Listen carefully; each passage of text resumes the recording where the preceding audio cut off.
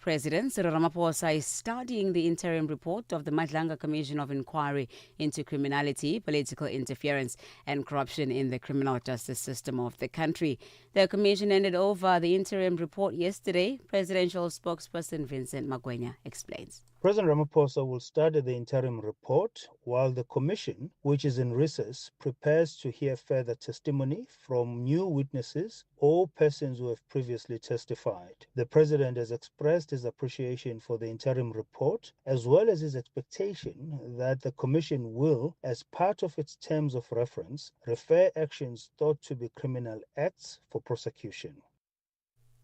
A 43-year-old Zimbabwean national, Edward Chitaidzi, who was found in possession of 582 passports from different countries last week, is to appear at the Belfast Magistrate Court in the Mpumalanga province in South Africa. He is facing charges of fraud, money laundering and contravening the country's Immigration Act. During his arrest near Waterval, Boven, he was also found in possession of more than 100,000 rands. Apparently, he was on his way to meet someone who would illegally stamp all the passports. South Africa's lower house of parliament, the National Council of Provinces, has passed the Immigration Amendment Bill, marking a significant step in bringing South Africa's immigration laws into compliance with the Constitutional Court's judgment, while a national debate over illegal immigration, access to education and healthcare, and the future of migration policy has intensified. The chairperson, Jane Mananiso, says the bill seeks to restore constitutional balance. The current Immigration Amendment Bill seeks to amend the Immigration Act 2002 in line with the Constitutional Court judgment to revise provisions relating to arrest and detention of illegal foreigners for purposes of deportation and to align these provisions in constitutional principles. And lastly, the World Health Organization, WHO, has begun a 3-day global conference on traditional medicine in the Indian capital, Delhi. The aim is to make centuries-old practices more compatible with modern healthcare systems and to bring scientific scrutiny through new technology like artificial intelligence. Shyama Kuravila is the WHO's head of the Global Traditional Medicine Center in India. Traditional medicine is probably the longest, largest observational empirical study that allows us now to do a lot more research and development for priority health problems around the world. But what WHO's role is really the evidence to ensure safety, efficacy, trust across all of this. All right, keeping on your top stories, the M23 rebels have begun withdrawing from the eastern Congolese town of Uvira in efforts to support the US-backed peace efforts, promising to complete the pull-out by later today. Now, for any news stories you'd like to share with us, please send us an email to newsroom@channelafrica.co.za or call us at +27 11 714 4459. Channel Africa News, I'm Onele Tsinsi. SABC News. The African Perspective. On the Move with Benjamin and Palesa every weekday on Channel Africa. The African Perspective.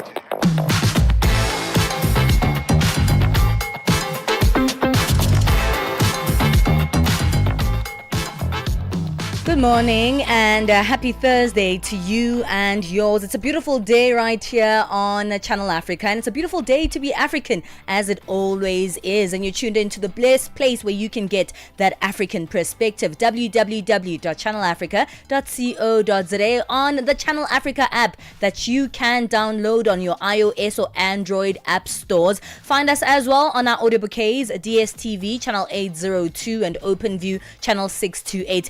And last but certainly not least, you can also find us on the SABC Plus app. So loads of ways to tune into the show. Thank you so much for joining myself, Palesa and Benjamin Moshatama for the next 3 hours. Hey, let's get going, man. We've seen so many events that are probably disturbing, but have been recorded via people's phones, right? Let's look at what happened in Australia with the Bondi Beach scenario of the shootings that took place there, right? And people were just taking videos of that occurrence. But if those people were not there, we would have not known about that event in full. We would not had that record. But someone else might say, like, it's an event of so much terror and trauma. Why would you record something like that? So we're going to be speaking about that. How do we stay human and respectful in a world that moves at the speed of a click? Yeah, it's a tough one there. There's some really disturbing images that are so easily accessible on the internet these days that we can all access. We're moving into the second hour of the show, into the Becoming feature. Speaking about a South African entrepreneur, his name is Sbu September. He used to be a really big fashion entrepreneur and created these designer socks that really blew up here in South Africa, even attempted to make a car. But now he's recently been showing up on social media, documenting his journey where he has moved to America and is now a cleaner. So began from scratch, and we're going to be chatting to him about his journey from launching big brands here in South Africa to starting over there in America. And that's going to be our Becoming feature today. Hey, we also look at parenting today, and this one is for the parents, definitely, and also for the teenagers. You know, once you're a young person, especially in the teenage years, you know, it's probably a very challenging period in your life in terms of identity. There's peer pressure and also how you define yourself and success. And that's when young people actually struggle with things like respect, responsibility, making good choices, issues that are becoming more common even in today's society. How do we guide them before small mistakes turn into bigger problems?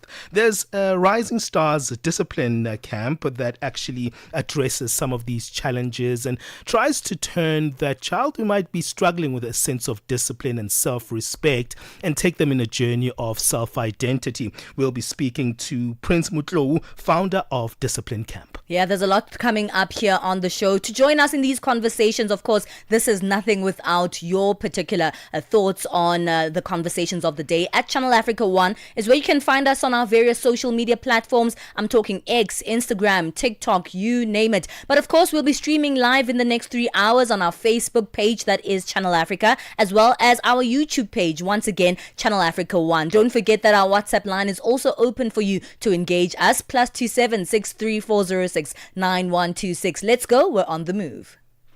I slap police for your case.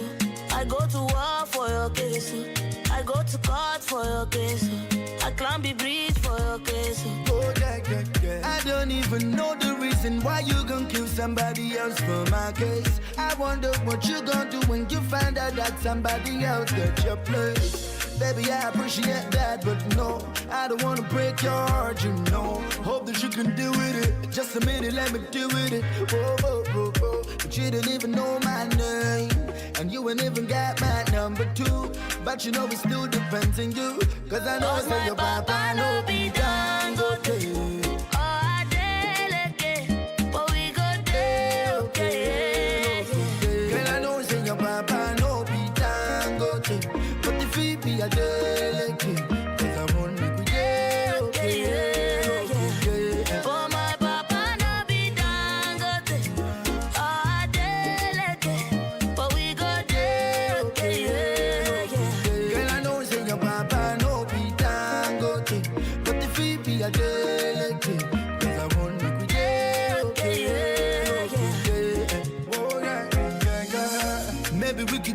a little bit time. Maybe I could get a little bit time. Cause I know saying you fine and I can't deny the fact that This is Tenny. This one is titled Case. You tuned in to On the Move right here on Channel Africa. As 2025 draws to a close, we pause to honor the spirits that connect us. The festive season reminds us of what truly matters: family, community, and unity. No matter where you gather or reflect, Channel Africa is with you, bringing you stories and voices that are shaped by the African perspective. Something significant happened on this day. Asanda, you were a baby, I'm sure. I'm not even sure if you were born. No, you were a baby, yeah. Yoga. Matseko is still trying to convince me. No, I've done that already, and you're going to come now on the journey. I will try. From all of us to all of you, may your season be safe and peaceful. Channel Africa, the African perspective. Step into the heart of the day on the move with Palesa and Benjamin. Our phones have made it so easy to capture our memories, capture every moment, obviously with the intention to keep these memories alive for a long time, show us on different excursions, different moments with our families, our friends, and even in moments that aren't as good. However, is there a need to capture absolutely everything? I mean, in recent years, we've been able to access imagery that hasn't all been, good for us to see on social media. When big events happen, from the COVID-19 pandemic, when we see big shootings all across the world, and even recently when we see people's deaths happen in broad daylight, we take out our phones and capture that moment only to go post on social media.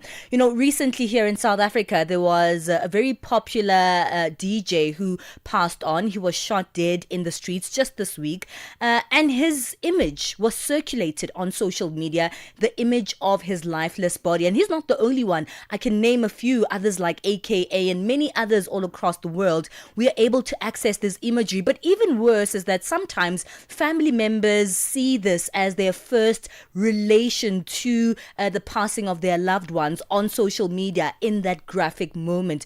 Do we have to capture absolutely everything? And how do we stay human and respectful in a world that moves at the speed of a click? We're joined on the line by social media legal consultant and cyber safety enthusiast Lerato Ndwambe. Lerato, it's always a pleasure to have you.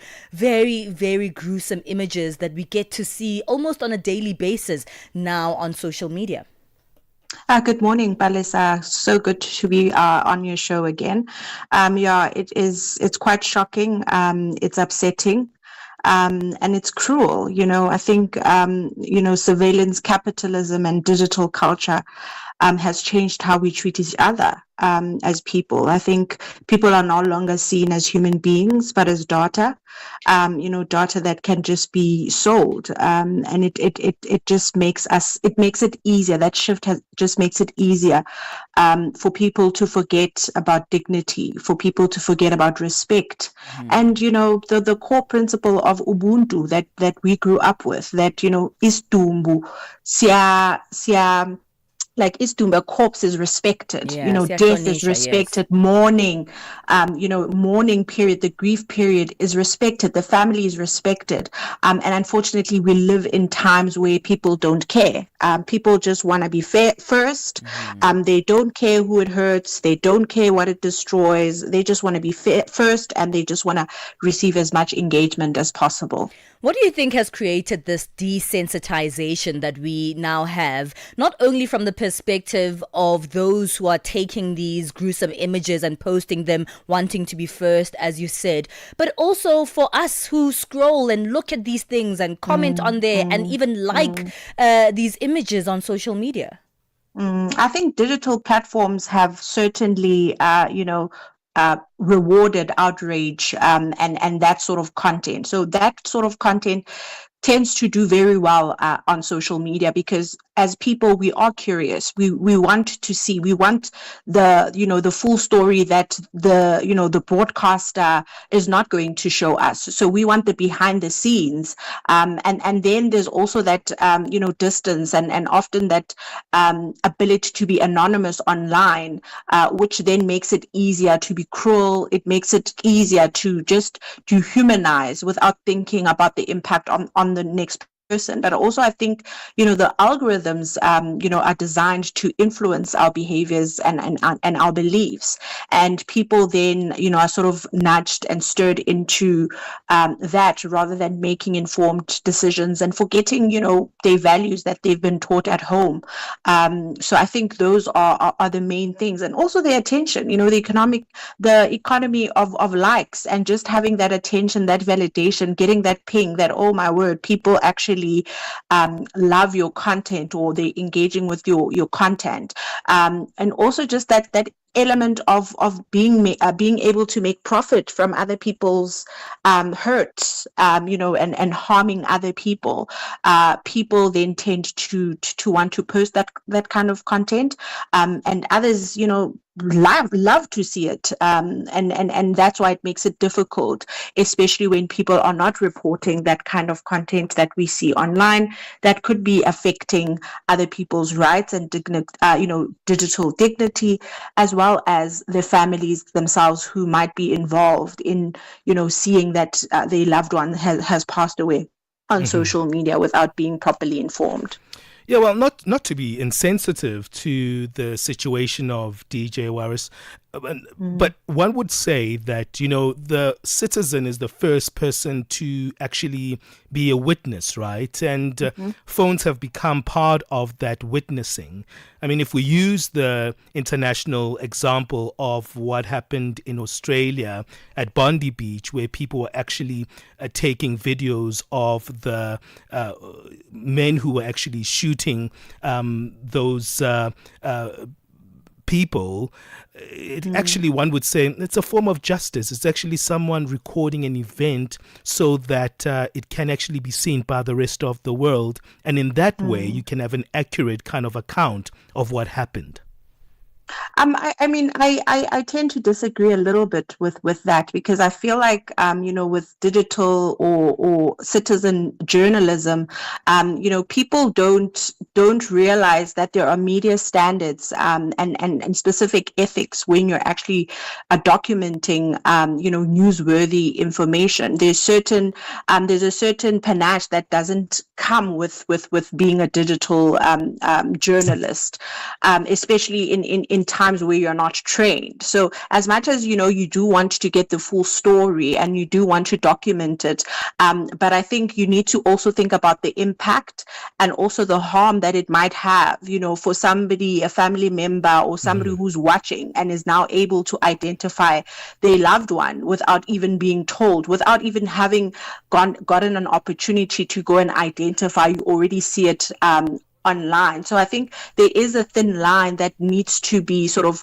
respected and towed in terms of how people actually document that information, because now these days on social media, anybody can see it. Sure. I think about even how Charlie Kirk was murdered, and how there were so many angles, and children got to see that, and it can make people and children be more desensitized to that kind of extreme violence and imagery. So I definitely do think there's a thin line, especially in how that information is presented, how those graphics and content is presented on social media. It's interesting that you say that, Lerato, because at times it's the mainstream media that actually takes citizen journalism and actually uses those particular images that they've gotten from citizen journalism or on social media platforms. So what does it actually really mean? So we'll unpack this a little bit more. What's your take on this conversation? We're speaking about the morality, or just the idea of, is it right for you to take images of maybe a dead body? Is it okay for you to take an image of something that's happening that is violent and then posting it on your social media? What do you think of this one? WhatsApp us on +2763 406 9126. We'd love to hear from you. We're going to go to a break and then come back to this one to continue the conversation. Africa. It's time to plug into the heartbeat of the continent. Tune in to Channel Africa, your go-to radio station that broadcasts in 5 different languages. L'Afrique du Sud célèbre la journée nationale du Kabla hujaitwa kwa jina la Double K, or more of our forests have been destroyed. Tamo kutuli bwanji ndi Partido Africano da Independência da Guiné. See, Channel Africa represents every corner of this amazing land. From Lagos to Cape Town, Nairobi to Dakar, we've got you covered with the freshest news, music, and cultures. So, turn up the volume, feel the rhythm.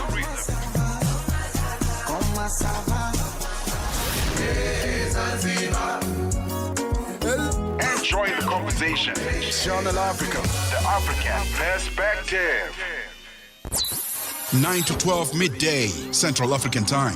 On the move with Palesa and Benjamin Moshatama.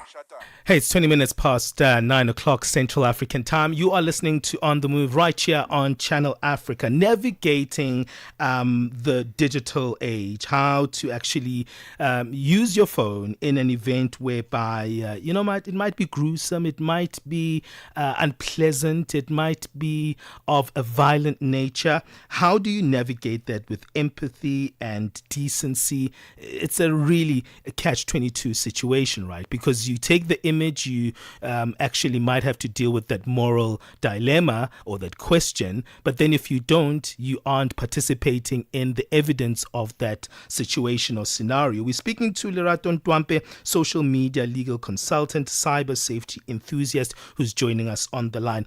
Lerato, it's an interesting one, right? Because I have to be honest, with the death of DJ Warris, the first place that I went to was actually TikTok. I find TikTok kind of more kind of in your face. It gives you probably quick information very quickly. It's become a reliable source, as much as we can run away from that, because it's where citizen journalism is happening even alongside mainstream media. And that's the thing. The sources that we're going for violent situations sometimes are social media platforms, right? And that gives us a question of where is the integrity and where does it lie? And what place does mainstream media play when there is that citizenship participation that happens in such a rapid and quick way? I mean, I like I said earlier, digital platforms do tend to, unfortunately, reward outrage and speed because of the quick algorithms. And I think we're also seeing that, a little bit with mainstream media, in that they actually now don't see, individuals. As I was watching, the story of DJ Warris, they were very quick to the scene. Mainstream media were also sort of quick to the scene. And I think there is now that competition that we have to be ahead of TikTok. And sometimes you do see sort of that that lack of ubuntu, that lack of giving the family an opportunity to breathe and catch their breath. And you just see presenters just shoving mics while the body is still behind the family. So there is also that inhumane element that has caused mainstream media to also a little bit forget about the person that person that they're interviewing, that is a person, and they also sort of are competing with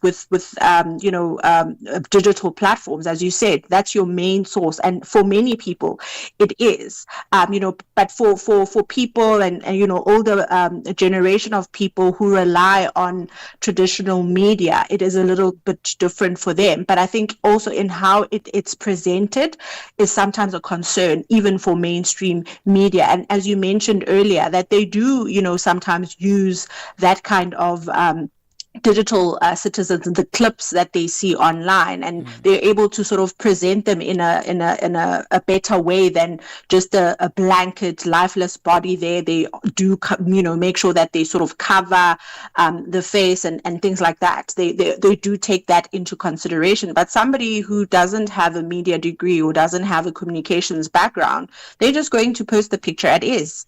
And you think about the people who are left behind, who now have to constantly see this. I mean, having watched that, it was infuriating for me, for this lady who's speaking about her brother in minutes after he's passed away, and he has to beg people to not post on social media and to take those pictures off social media. For me, it's devastating, having to deal with the grief and the shock that you've lost your loved one. Now you have to appeal to the public as well, who should have empathy and offer you the privacy to beg them to take that content down. I think is completely wrong. And I think we have lost our sense of humanity as people. And even with that appeal, we already know that what goes on social media stays on social media. So even once that person might have deleted that particular post after that appeal or hearing that appeal from a close relative, someone else might have taken a screenshot and already. So once it's circulated, it's already out there. And we've spoken a little bit about the journalism ethics, even though they might use some of the imagery from, the people on the streets taking those images. There are ethics that will be applied to put those things on TV, in the radio, etc., that we as ordinary people may not know or may not appeal to those particular ethics. What are the ethics that we should try and appeal to? The humanity ethics, the ethics of empathy and decency. I know it doesn't seem like they're out there anymore, but is there something that the platforms themselves can do to try and force us to appeal to those ethics? I think when it comes to, death announcements on social media, I think it is important to never post anything, before the family of the deceased has been notified and has had a chance, to post something first, whether in the form of a statement, whether in a form of an interview, for them to be the first people to actually announce that. Because essentially, if you look at how traditional media manages it, they'll say a popular DJ, for example, has passed away, but we can't reveal the identity before the family has been informed.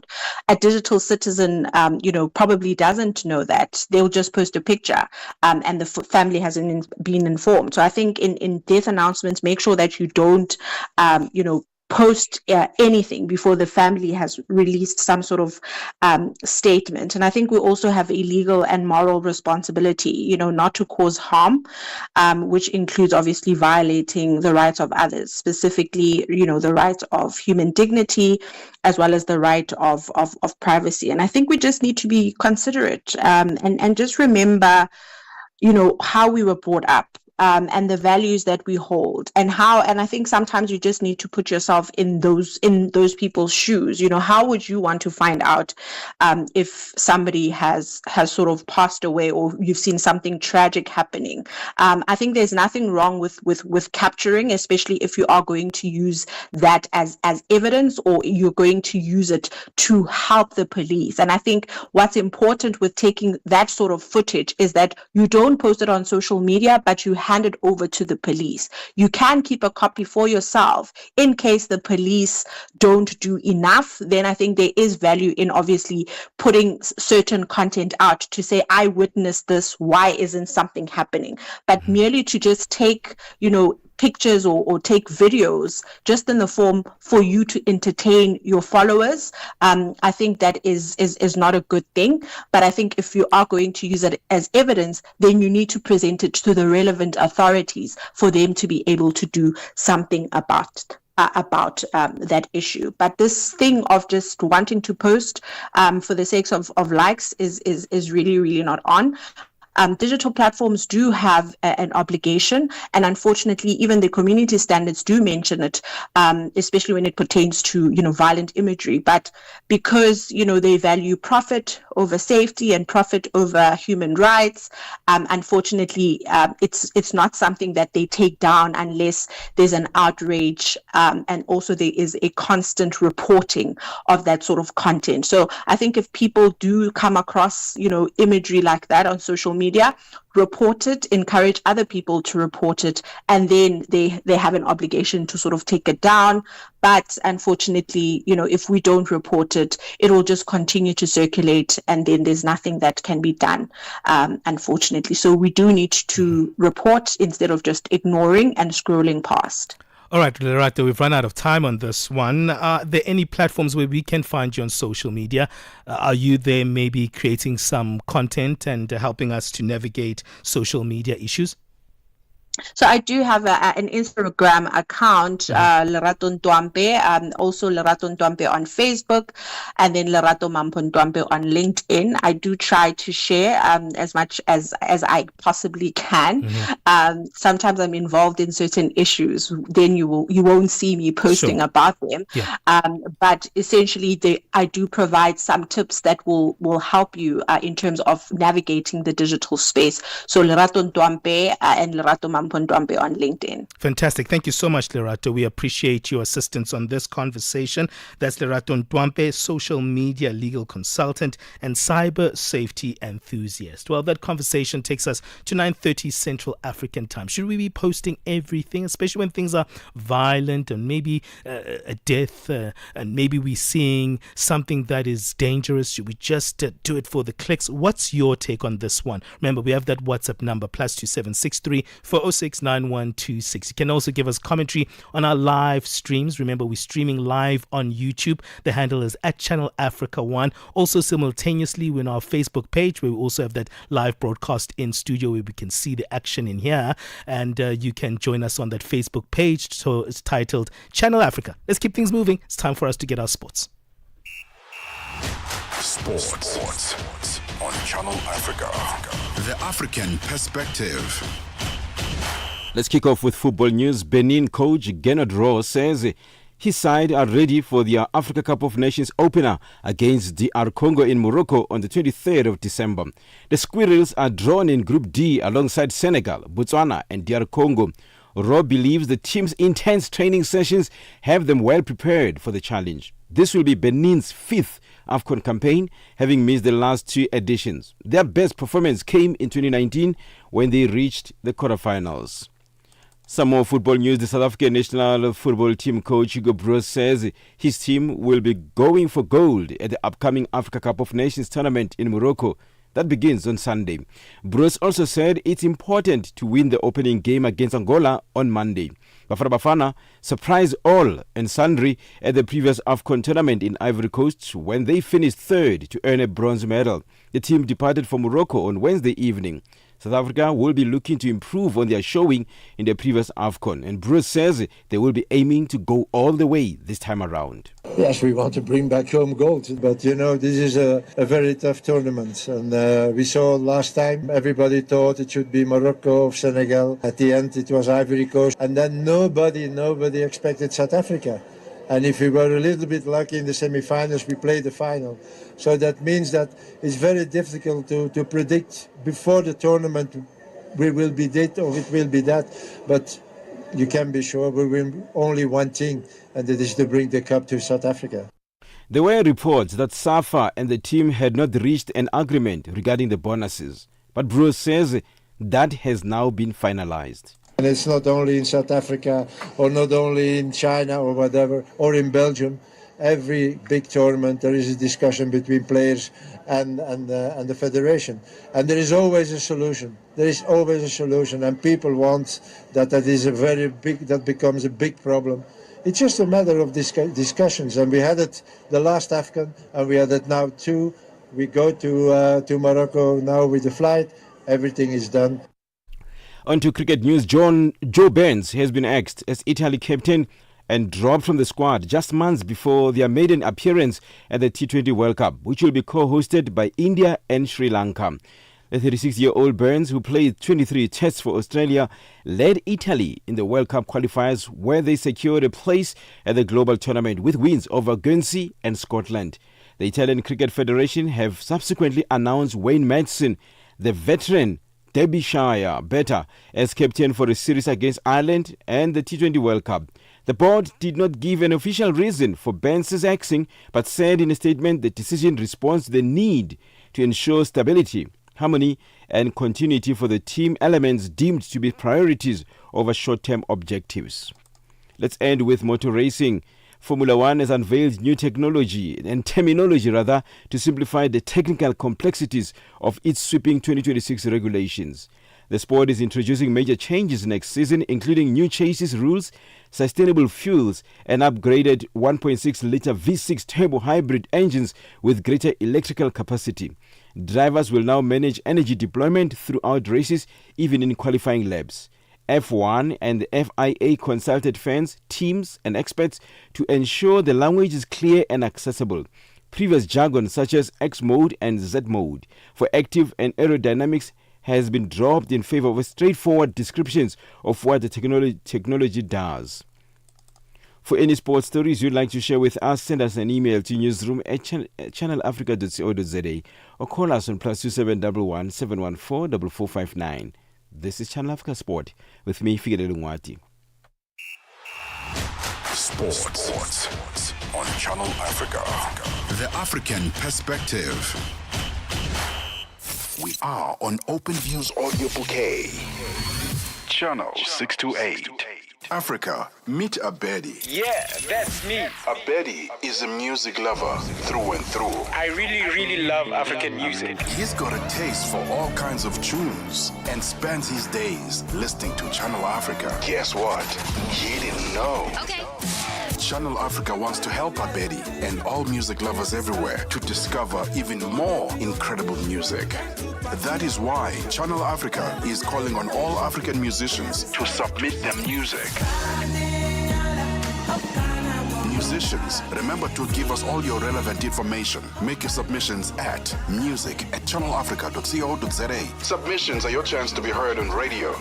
But sadly, they do not guarantee that you will be playlisted. All submissions will be carefully reviewed to see if they meet our station's requirement. Channel Africa, the African perspective. Thank you, Figile Lungwati, for that sports update. Let's move on and get our latest in business. Business news on Channel Africa. The African perspective. Thank you, Palesa. Good morning. Nigeria's President Bola Tinubu has asked Parliament to approve a $29.96 billion spending plan that repeals and reenacts the 2024 budget to run through December 2025, aiming to end overlapping fiscal cycles from recent years and tighten controls on public finances. The move follows months of criticism by lawmakers over the government's reliance on rolling over capital budgets, which led to the 2024 capital spending being extended first to June and then to December 2025. The proposal aims to reset budget discipline in Africa's most populous country after years of missed January-December cycles that have muddled planning and undermined trust in government spending. South African Minister of Electricity and Energy Dr. Hosiyensu Ramokgopa says power utility Eskom is working hard to end load reduction in the country. Ramokgopa was addressing hundreds of community members at Nkowankowa Community Hall outside Tzaneen in the Limpopo province. He says 4 provinces are still experiencing load reduction. Ramokgopa says Tzaneen experiences the most load reduction and they have started working to end it. The first province is Gauteng, the second province is Limpopo, the third province where we experience load reduction is Mpumalanga at 20%, and the fourth one is KwaZulu-Natal. 95% of load reduction within the country is in these 4 provinces. Tzaneen leads the country with load reduction.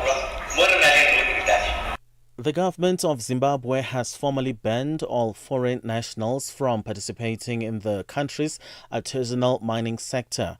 The new regulations have listed artisanal mining as a sector exclusively reserved for Zimbabweans. This means foreign nationals are prohibited from owning or exercising beneficial control over artisanal mining activities in the country. Independent policy researcher and political economist Kevin Tutani has criticized the implementation of the policy. Zimbabwe makes around north of $2 billion in a year from remittances from the Zimbabwean expatriates, that is exported labor, which works in, overseas, within SADC and within Africa, right? Now, apart from that, part of these remittances as well, which are north of 2 billion, are also coming from Zimbabwean investments, right, in other countries. When you look at its export structure, you would say more than 10% of Zimbabwean exports is coming from expatriate labor, foreign investments of Zimbabwean capital invested in foreign countries. This week on Channel Africa Conversations podcast, Peter Ndoro spoke with ZANU-PF's Director of Information and Publicity, Farai Marapira, about a range of pressing issues affecting the country. Among the topics discussed were corruption within government and the party's leadership, the state of the economy and the high unemployment rate.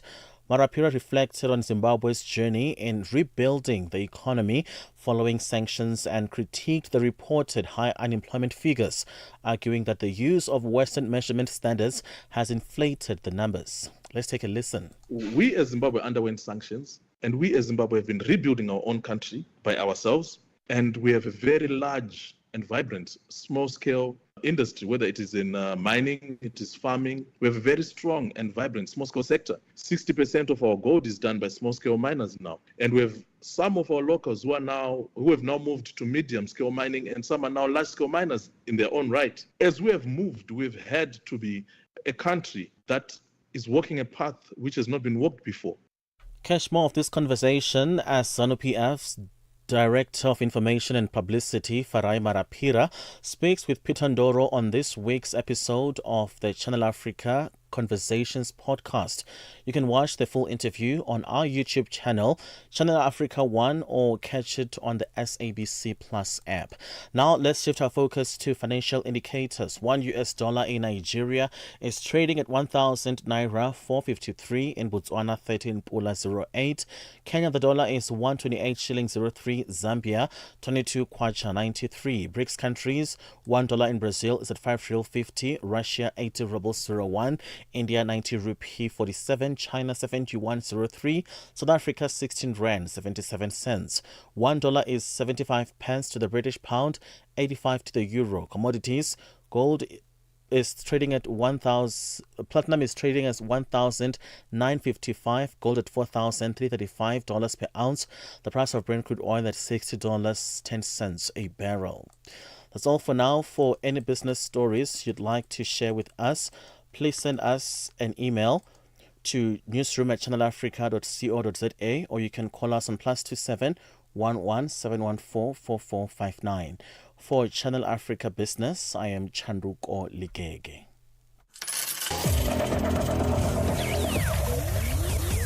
Business news on Channel Africa. The African perspective. Nkhanza zokhudza amuna ndi azimayi kapena kuti gender-based violence GBV zikuwononga mioyo komanso kuphwasula midzi. Zikuchitika m'manyumba, m'masukulu, malo ogwirira ntchito, ndipo kwambiri mwakachetechete.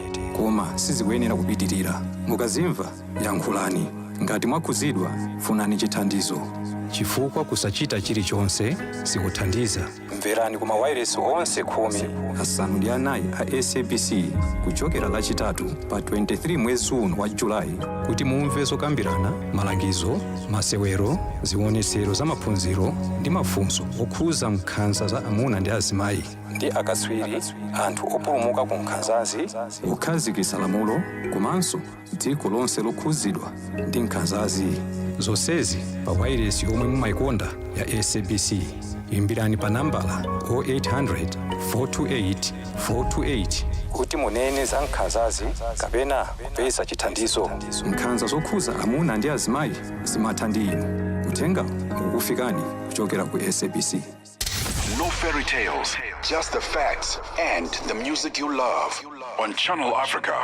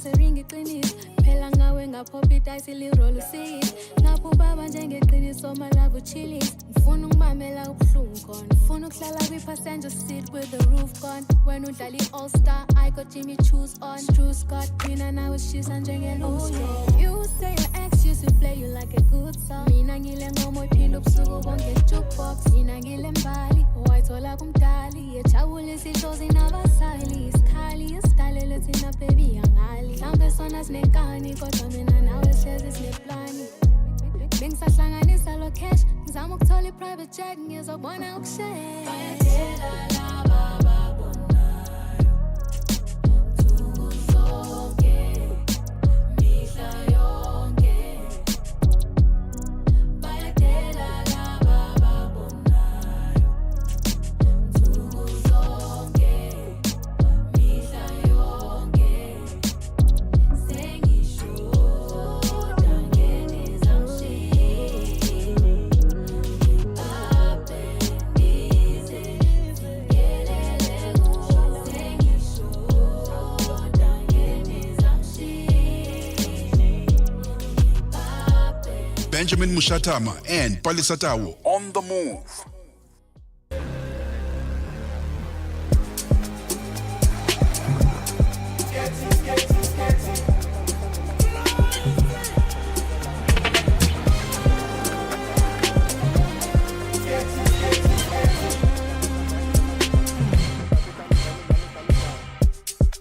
Been on the road for a while, brother, you know why.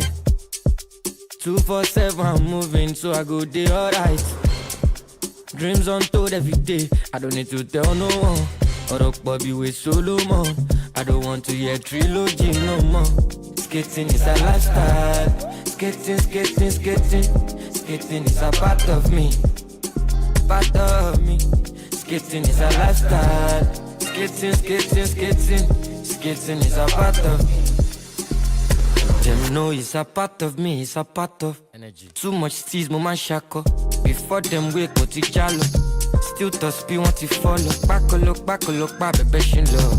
Still on still, I just stack up. Kunita phone, I want power. They me sound, nibo sibo. On a flipping level, more sexy. You know bad man too, jiggy jiggy. You live for 2 pack, my lottery seat. Can't do life for my enemies. Any day you see the boy, it's a good vibe. Every money getting money, then we flipping. Shut down on the city, good time with the TT. Skating is a lifestyle. Skating. Skating is a part of me.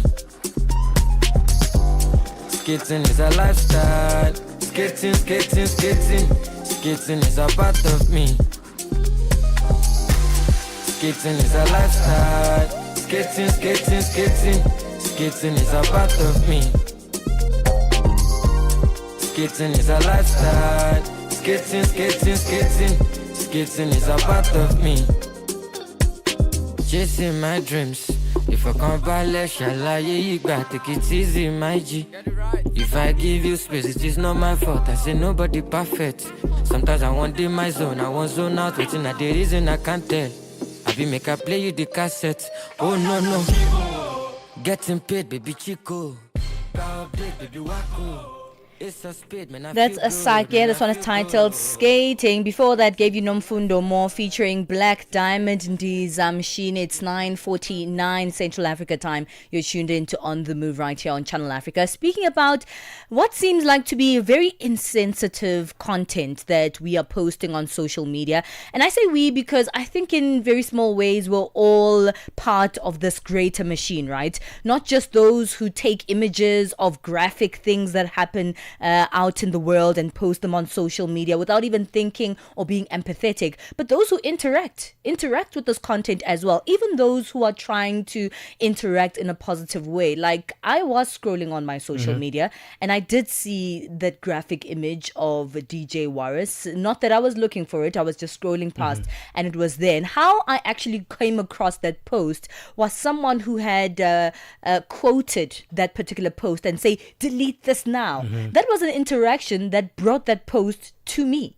So any interaction at the end of the day is interaction, even when you're trying to speak out on unempathetic behavior or bad behavior, you are still perpetuating that same behavior. Come on, Bali. It can't be perpetuating. I couldn't see it. I wasn't going to see it. Yeah, but I mean, if you hadn't interacted that's an with algorithm that post. thing, right? But the person is trying to stop that from happening. The person is trying to stop it, but all interaction, we know how social media works. When you quote a post, that post goes on to your post. I think you're being too harsh. And that makes us see that as well. I think you're being too harsh on people. I don't think Especially I'm if the too- person was actually saying, please take this off. I get it, but at the same time, all interactions count on social media. And if you're someone who's trying to make sure that this person doesn't continue to show people this imagery, what you're doing is showing me the imagery. I wasn't going to see the image without. Look, I'm not saying you are wrong. Don't say to people you're doing something bad.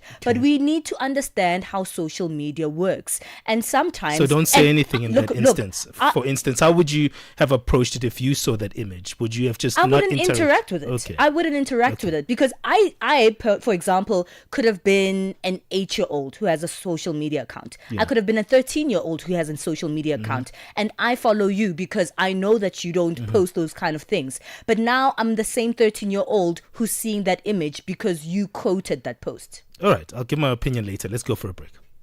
Africa at Play with Neto, NETO, Chairman. Africa Cup of Nations Morocco 2025. Bafana's opening match is against the Portuguese-speaking nation Angola on the 22nd. What can we expect from Hugo Bros and his charges? When we went to the previous tournament, we sort of had the underdog tag as a country, and we were a little bit humble. Expectations were not as high as they are now at the moment. So I just felt that players were in a good space psychologically. I just feel that Bafana will still be tournament favorites. But coach Hugo Bros has a lot of work psychologically to make sure that players remain focused, humble, and players are playing without any pressure. Because when South African players are very creative, then we know that the outcomes are very good. But when they are under pressure, we know that sometimes the outcomes can be what we don't want to experience. Coach Tabasino.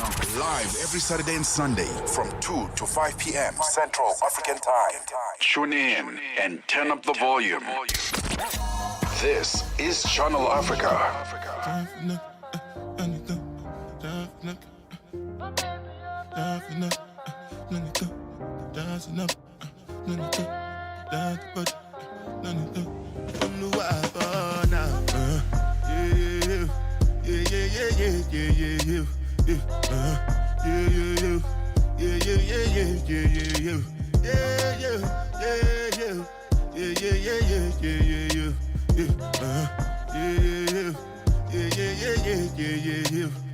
This one I better do with the jabata. Me, I no get time, I did da. Dada cover my face, calling me la ba da. Biggie man, we know they wear a ba da. Tell me, my nigga, what's it gon' G-Wagon, all depend. Take your time, ride the whip. I no fit, die for nothing. My nigga, what's it gon' be? G-Wagon, all depend. They got it, ride the whip. I no fit, die for nothing. Make you no say anything when you do, they must commend it. I can't come and keep myself. So anything when I do, I dey try to do on my way. I can't come and keep myself. Plenty so far we face. Just to make sure money day. But my people then go say I know one buy, I know one die, I know one payment. I want enjoy, I want job life, I want buy motor, I want build house, I still want to know. Tell me, my nigga, what's it gon' G-Wagon, all the Bentley, take your time, ride the whip, I no fit, die for nothing. My nigga, what's it gon' be? G-Wagon, all the Bentley, they got them, ride the with me, I no fit. Different things them happening, schemes and packaging. In a one night for shows, I'm juggling. Flow like the ocean, my boat, I'm paddling. Sharashina fella, that's my bro, my family. Frozen dreams. When it comes to money, I did concentrate. Make I tell you straight, you are not my mate. If you become mission, I be head of state. But my people then go say, I know one buy, I know one die, I I know one payment, I want enjoy, I want job life, I want buy motor, I want build house, I still want to know. Tell me, my nigga, what's it gon' be? G-Wagon, all depend. The girl them, ride the whip, I know feet, die for nothing. My nigga, what's it gon' be? G-Wagon, all depend. The girl them, ride the whip, I know feet, die for nothing.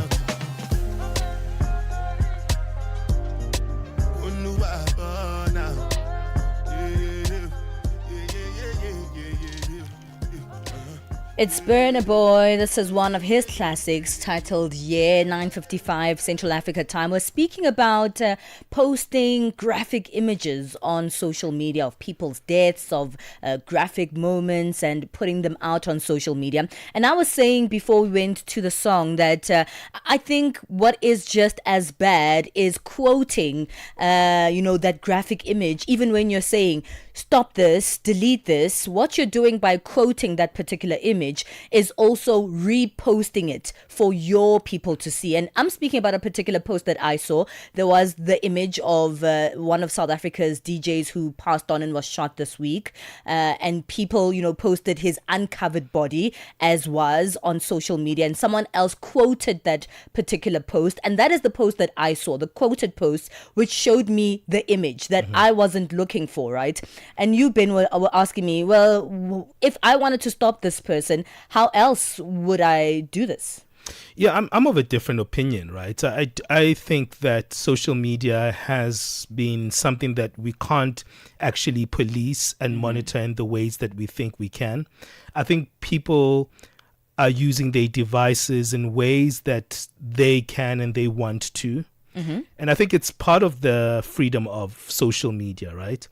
And I don't know about the morality of posting a dead body, right? Yeah. But I think it's because that people were posting that dead body that people started being aware that there's something wrong in the CBD of Johannesburg, right? I'm not saying it's right. Yeah. I'm not saying it's right? Yeah. And then, you just get that kind of response that happens. But social media is a tricky place, because not everyone has the same moral compass. Yes. And that's where it's tricky, because everyone's moral compass is different. And so who's going to monitor the moral compass of the other?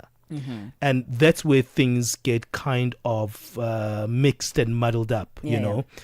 I appreciate citizenship journalism. I think it's powerful. It might not play to the rules of what I would say should of journalism, of journalism, but I think it's equally as powerful.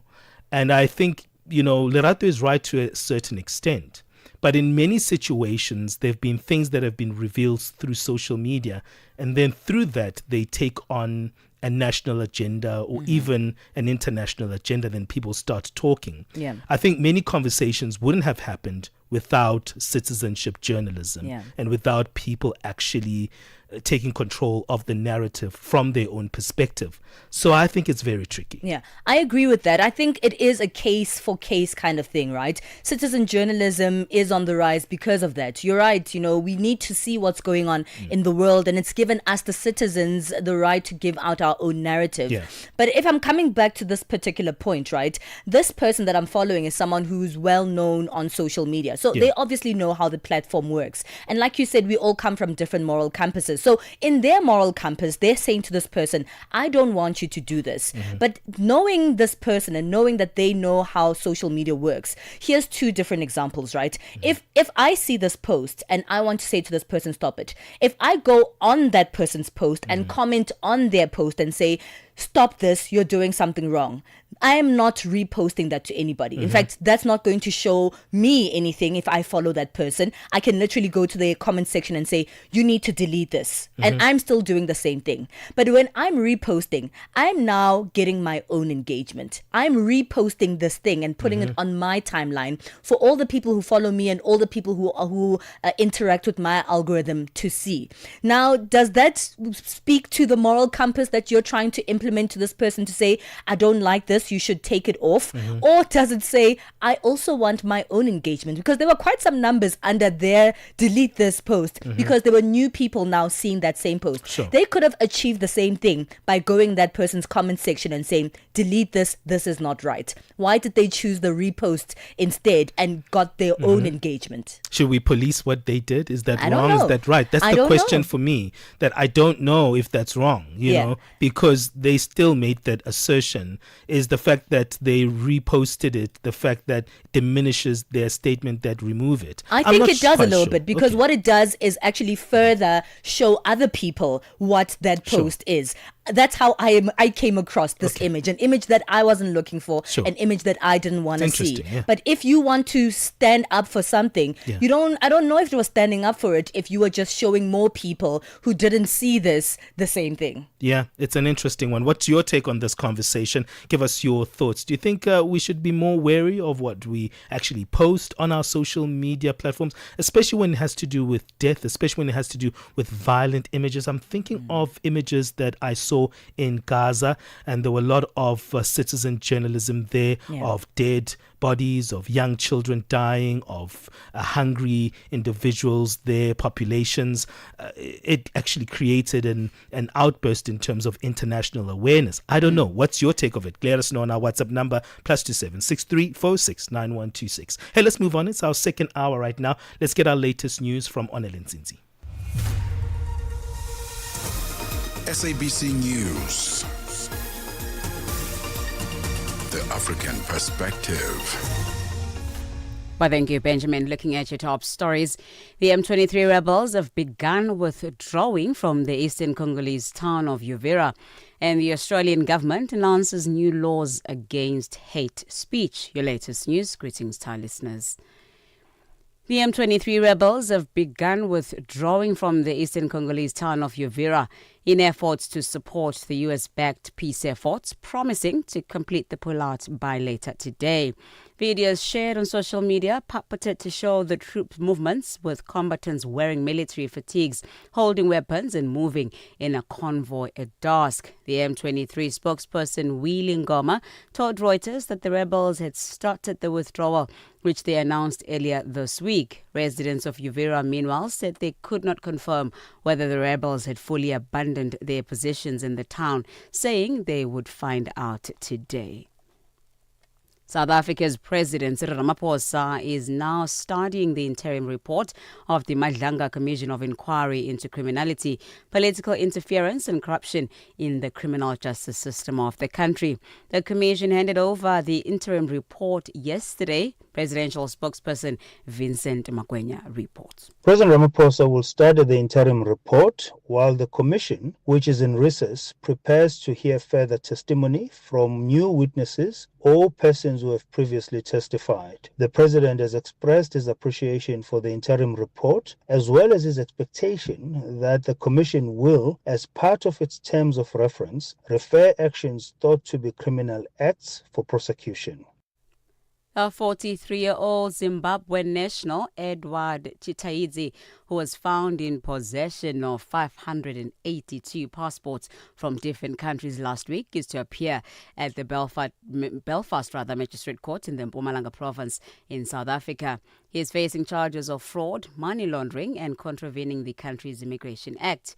During his arrest near Waterval Boven, he was also found in possession of more than 100,000 rands. Apparently, he was on his way to meet someone who would illegally stamp all the passports.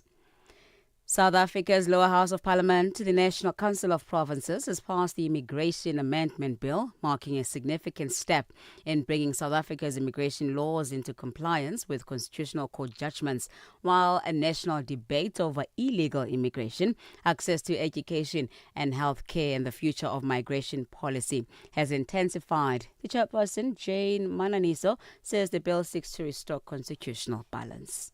The current Immigration Amendment Bill seeks to amend the Immigration Act 2002 in line with the Constitutional Court judgment to revise provisions relating to arrest and detention of illegal foreigners for purposes of deportation and to align these provisions in constitutional principles. Lastly, the Australian government has announced new laws against hate speech after 15 people were killed in Sydney in a mass shooting targeting an event marking the Hanukkah, the Jewish festival of lights. Speaking at a media briefing, the Prime Minister Anthony Albanese said his government will introduce the first ever legislation in Australia targeting extremist preachers. The BBC's Phil Mucker reports. This is a multiple-point plan by the Prime Minister to combat what he described as the evil scourge of extremism. So there will be a crackdown on hate speech, on radical preachers, and also the potential for people caught transgressing to have their visas cancelled if they are not Australian citizens. So this clearly is another part of the political consequences of what happened here at Bondi Beach on Sunday. Recapping on your top stories, the M23 rebels have begun withdrawing from the eastern Congolese town of Uvira in efforts to support the US-backed peace efforts, promising to complete the pullout today.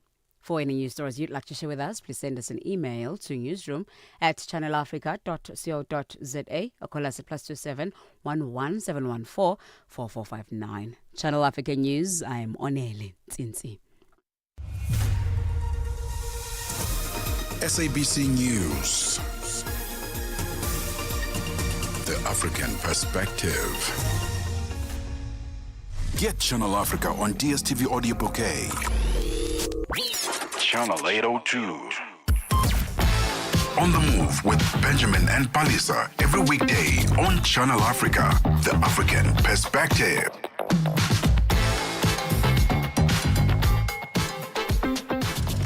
Hey, we're moving into the second hour of On the Move on this Thursday edition of our show. Remember, you are joining us on all places in that one umbrella. Use the handle at Channel Africa 1 on all our social media platforms. It's really a good way to check us out. Matthew Mbewe is saying on our live stream, I love this radio. We love making this radio for you. Remember that we are on our live stream. You can comment. Tell us mainly where you are listening to Channel Africa from and what you enjoy about the show. We'd really love to hear from you. And thank you to everyone who keeps coming in and out of that live stream. We do appreciate you. We absolutely do. And we're going into the next hour's conversation. It's time for Becoming. And this is where we really speak about the human experience. And, you know, social media has shown us so many different sides of the human experience, especially for those who aren't afraid to, be bare on social media and show the reality of their lives. It's not all glamorous. It's not all pretty. And sometimes the human experience needs one to start over. That's exactly what South African entrepreneur Sbu September, who was known and famous in South Africa for the fashion brand Sbu Socks, that really made him quite prominent in the fashion world here. He has started his life over and showcased his life on TikTok and other social media platforms, showing how he went from an award-winning fashion designer in South Africa to a cleaner in America. We're talking about starting over with Sbu September in this hour of the show.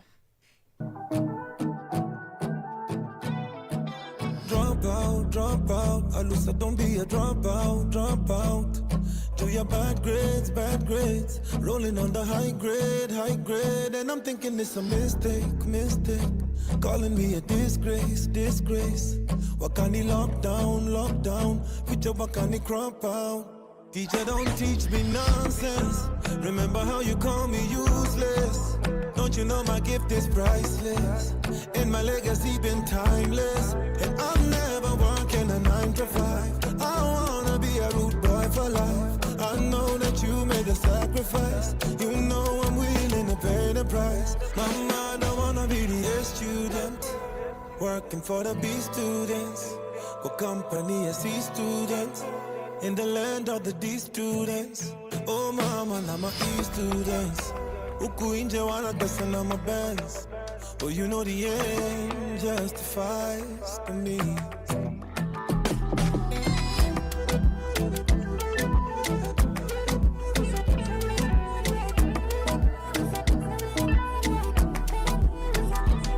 You better take your time, but don't waste it.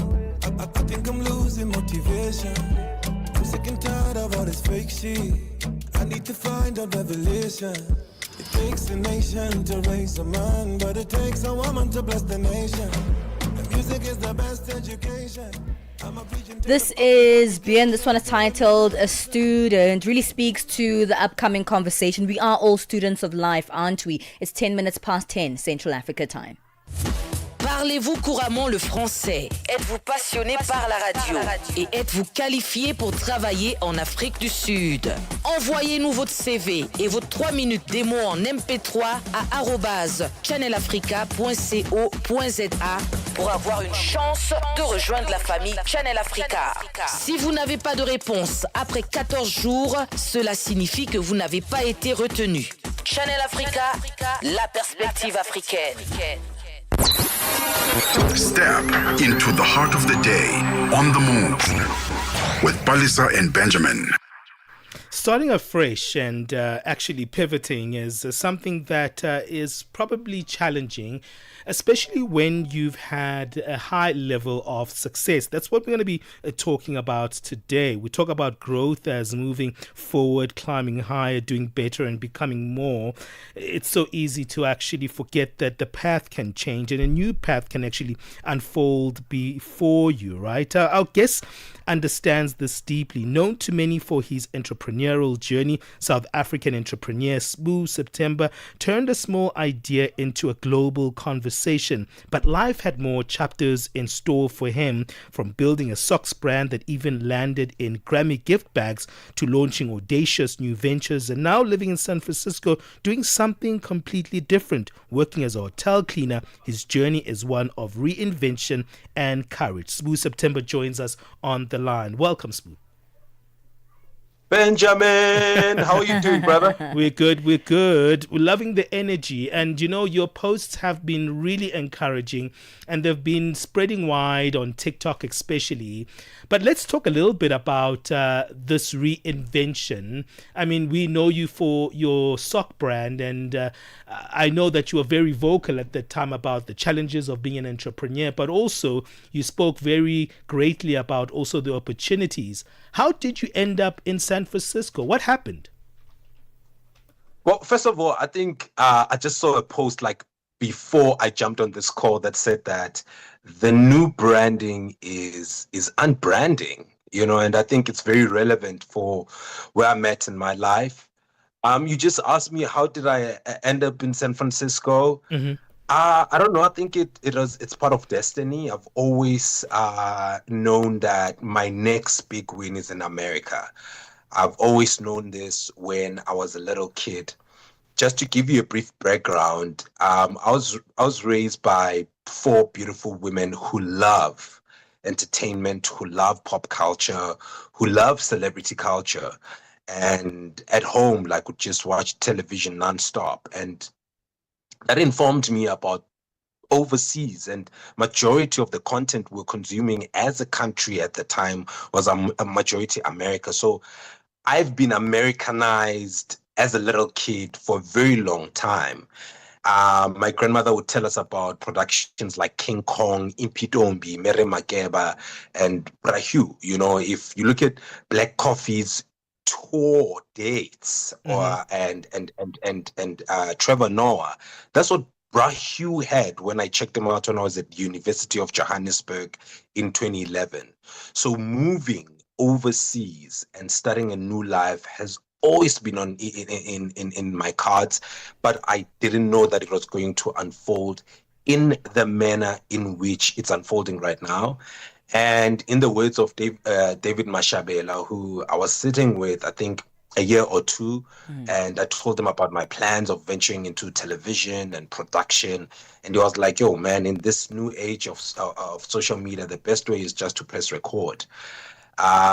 So just to circle back to my background and me being in San Francisco being part of my destiny, South Africa is a country with 60 million people, meaning that whatever you're going to do, your ceiling is limited to 60 million people if your focus is only South Africa. So around 2022, I think my sock business was 7 years old. I had always known that I only have 10 years to give to the sock business. So on year 7, that's when I started taking most of my profits at the end of the year, moving into the new year, invest them into venturing into America. And in 2022, that is when we got the rights to be the official sock gifting partner for the Grammy Awards in Los Angeles.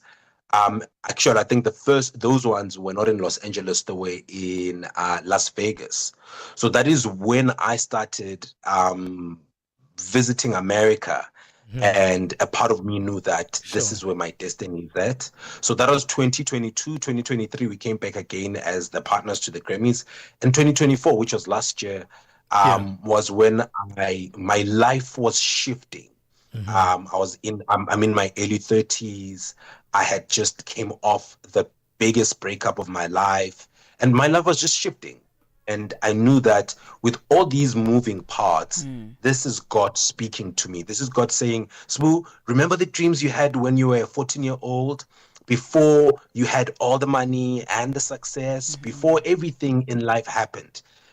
This is me giving you an opportunity to pick up your bags and go to America and chase the dream. Yeah. And that is what happened on February 1st this year. I just packed my bags and came to America. You know, Sbu, not everyone, of course, is aware of your brand that you had here in South Africa, Skinny Sbu Socks. Of course, we appeal here at Channel Africa to a continental audience. So for those who don't know, you had great success with the, sock business that you spoke of. And of course, we don't know what you had planned for yourself. As you said, you had 10 years to give to that particular business. But the rest of us didn't see that. We've also seen interviews and conversations you've had about your entrepreneurial journey, not all of it being bright.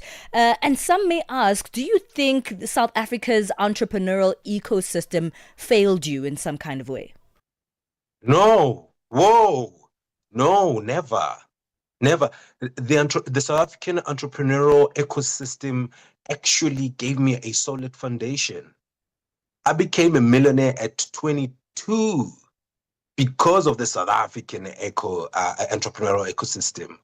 I got my products into Markham stores. Markham is under the Foschini Group. Markham has 350 stores throughout South Africa. They are a $3 billion business. And I got to be part of that ecosystem. The South African government bought me a sock sewing machine.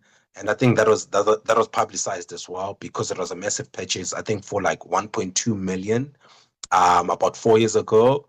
So South Africans, the consumers, and the South African entrepreneurial ecosystem, which includes private investment, government, and just the general structures around South African entrepreneurship, has never failed me.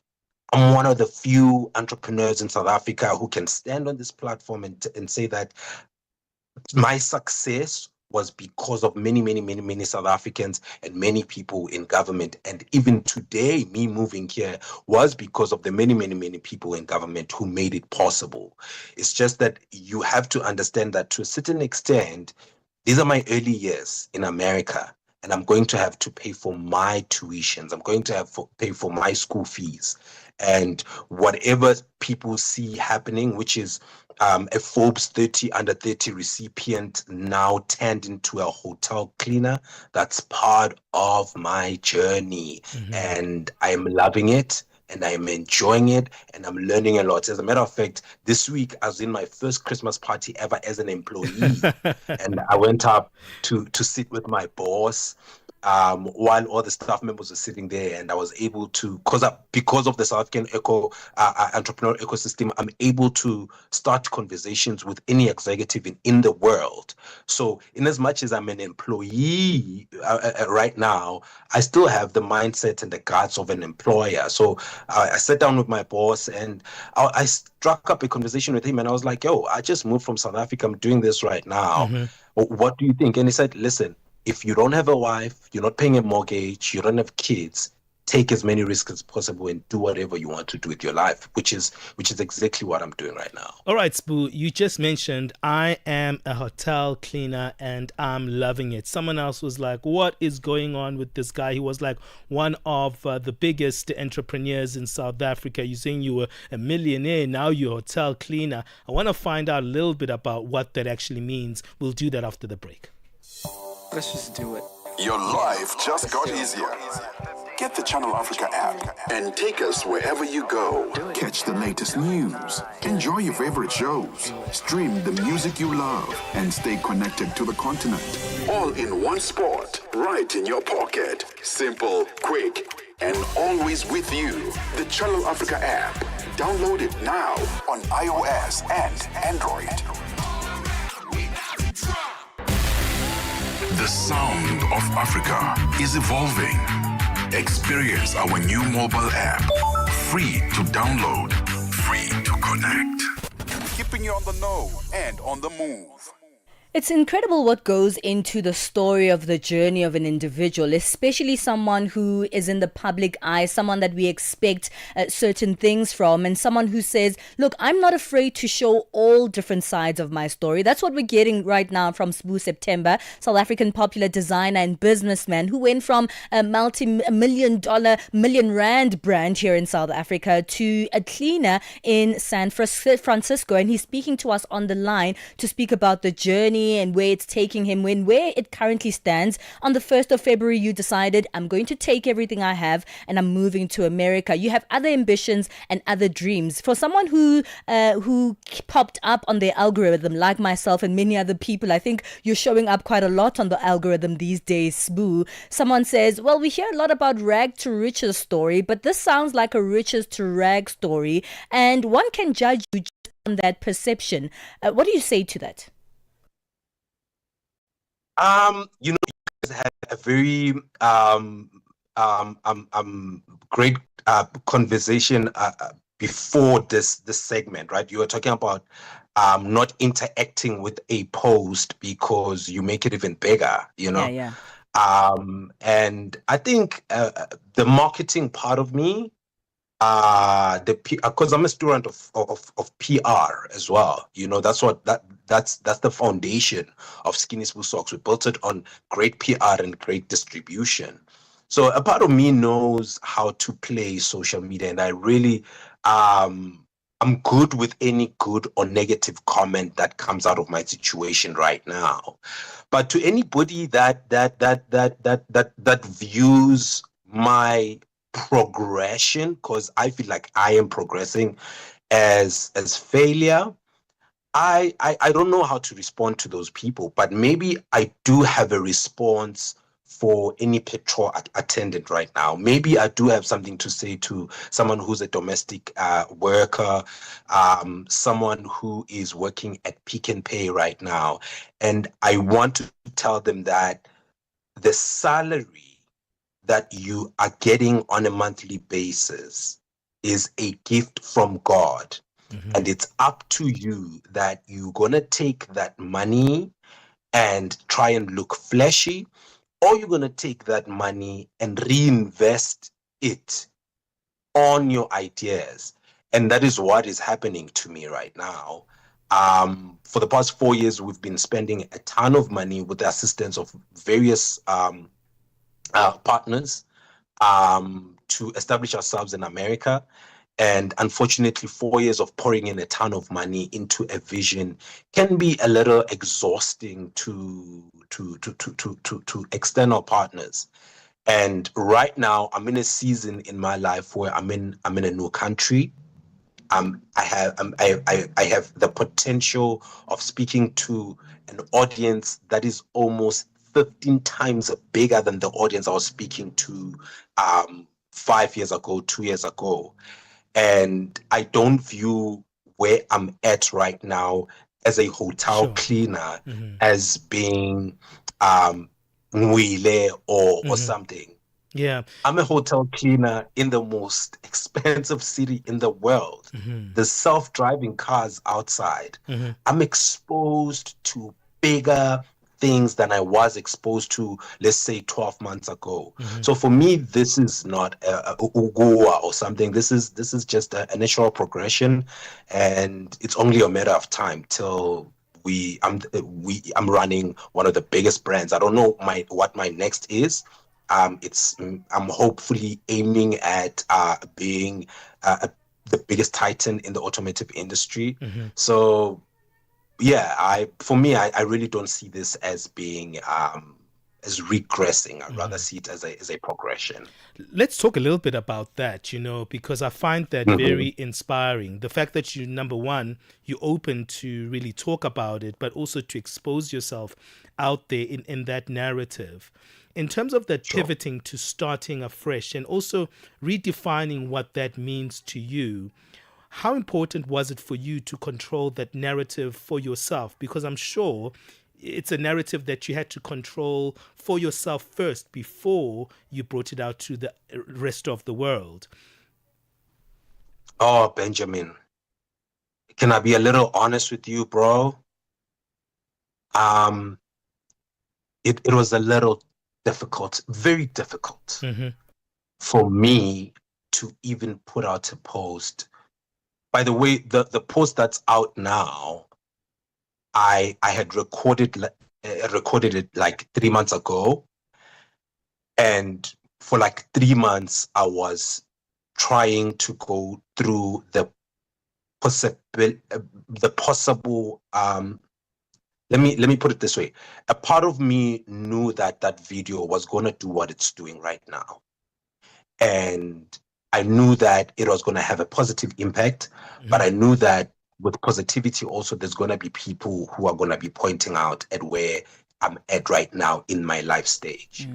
And the reason why I shot it 3 months ago and only released it 3 months later was because I wanted to arm myself psychologically. I wanted to arm myself emotionally, because it's not my first time trending in the country or making news, whether good or bad. I've been a newsmaker since I'm 34 right now. I've been a newsmaker since I was 21. And I know for sure what happens when news drop on you. So I wanted for that 3 months to really prepare my very close circle, which is my family. Yeah. And I wanted to be prepared as well, which is why right now I'm able to I'm carry the story with pride, because I've been prepared. Now you ask me, why did I want to like control the narrative, or why is it important for me to control my narrative? I think I'm a student of Donald Trump, and not of his policies and politics. Let's get that right? Okay. But I'm a student of the man who became president twice. I started asking myself, how did this guy become president twice? How did this guy move from being a mogul in business and reality TV? And what I realize is that Donald Trump knows that, number one, people are lazy to read. Number two, most of the time, I'm not saying anything because I'm aware. I'm sitting with journalists right now. But most of the time, journalists take exactly what you're saying and they put it out there. So I know that there's a lot of people who have a lot of things to say about me, my brand, my business, my decisions and everything.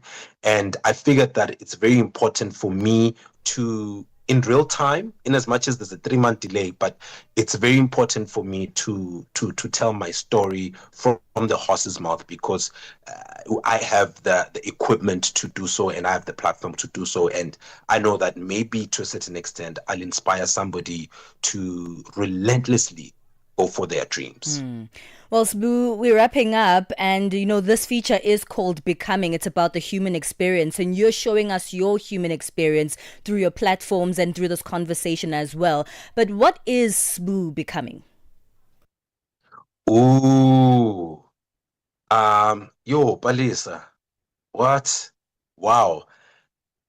Can I be honest with you again? I was honest with Benjamin. Now I'm gonna be. I owe you some honest. Yes. Right.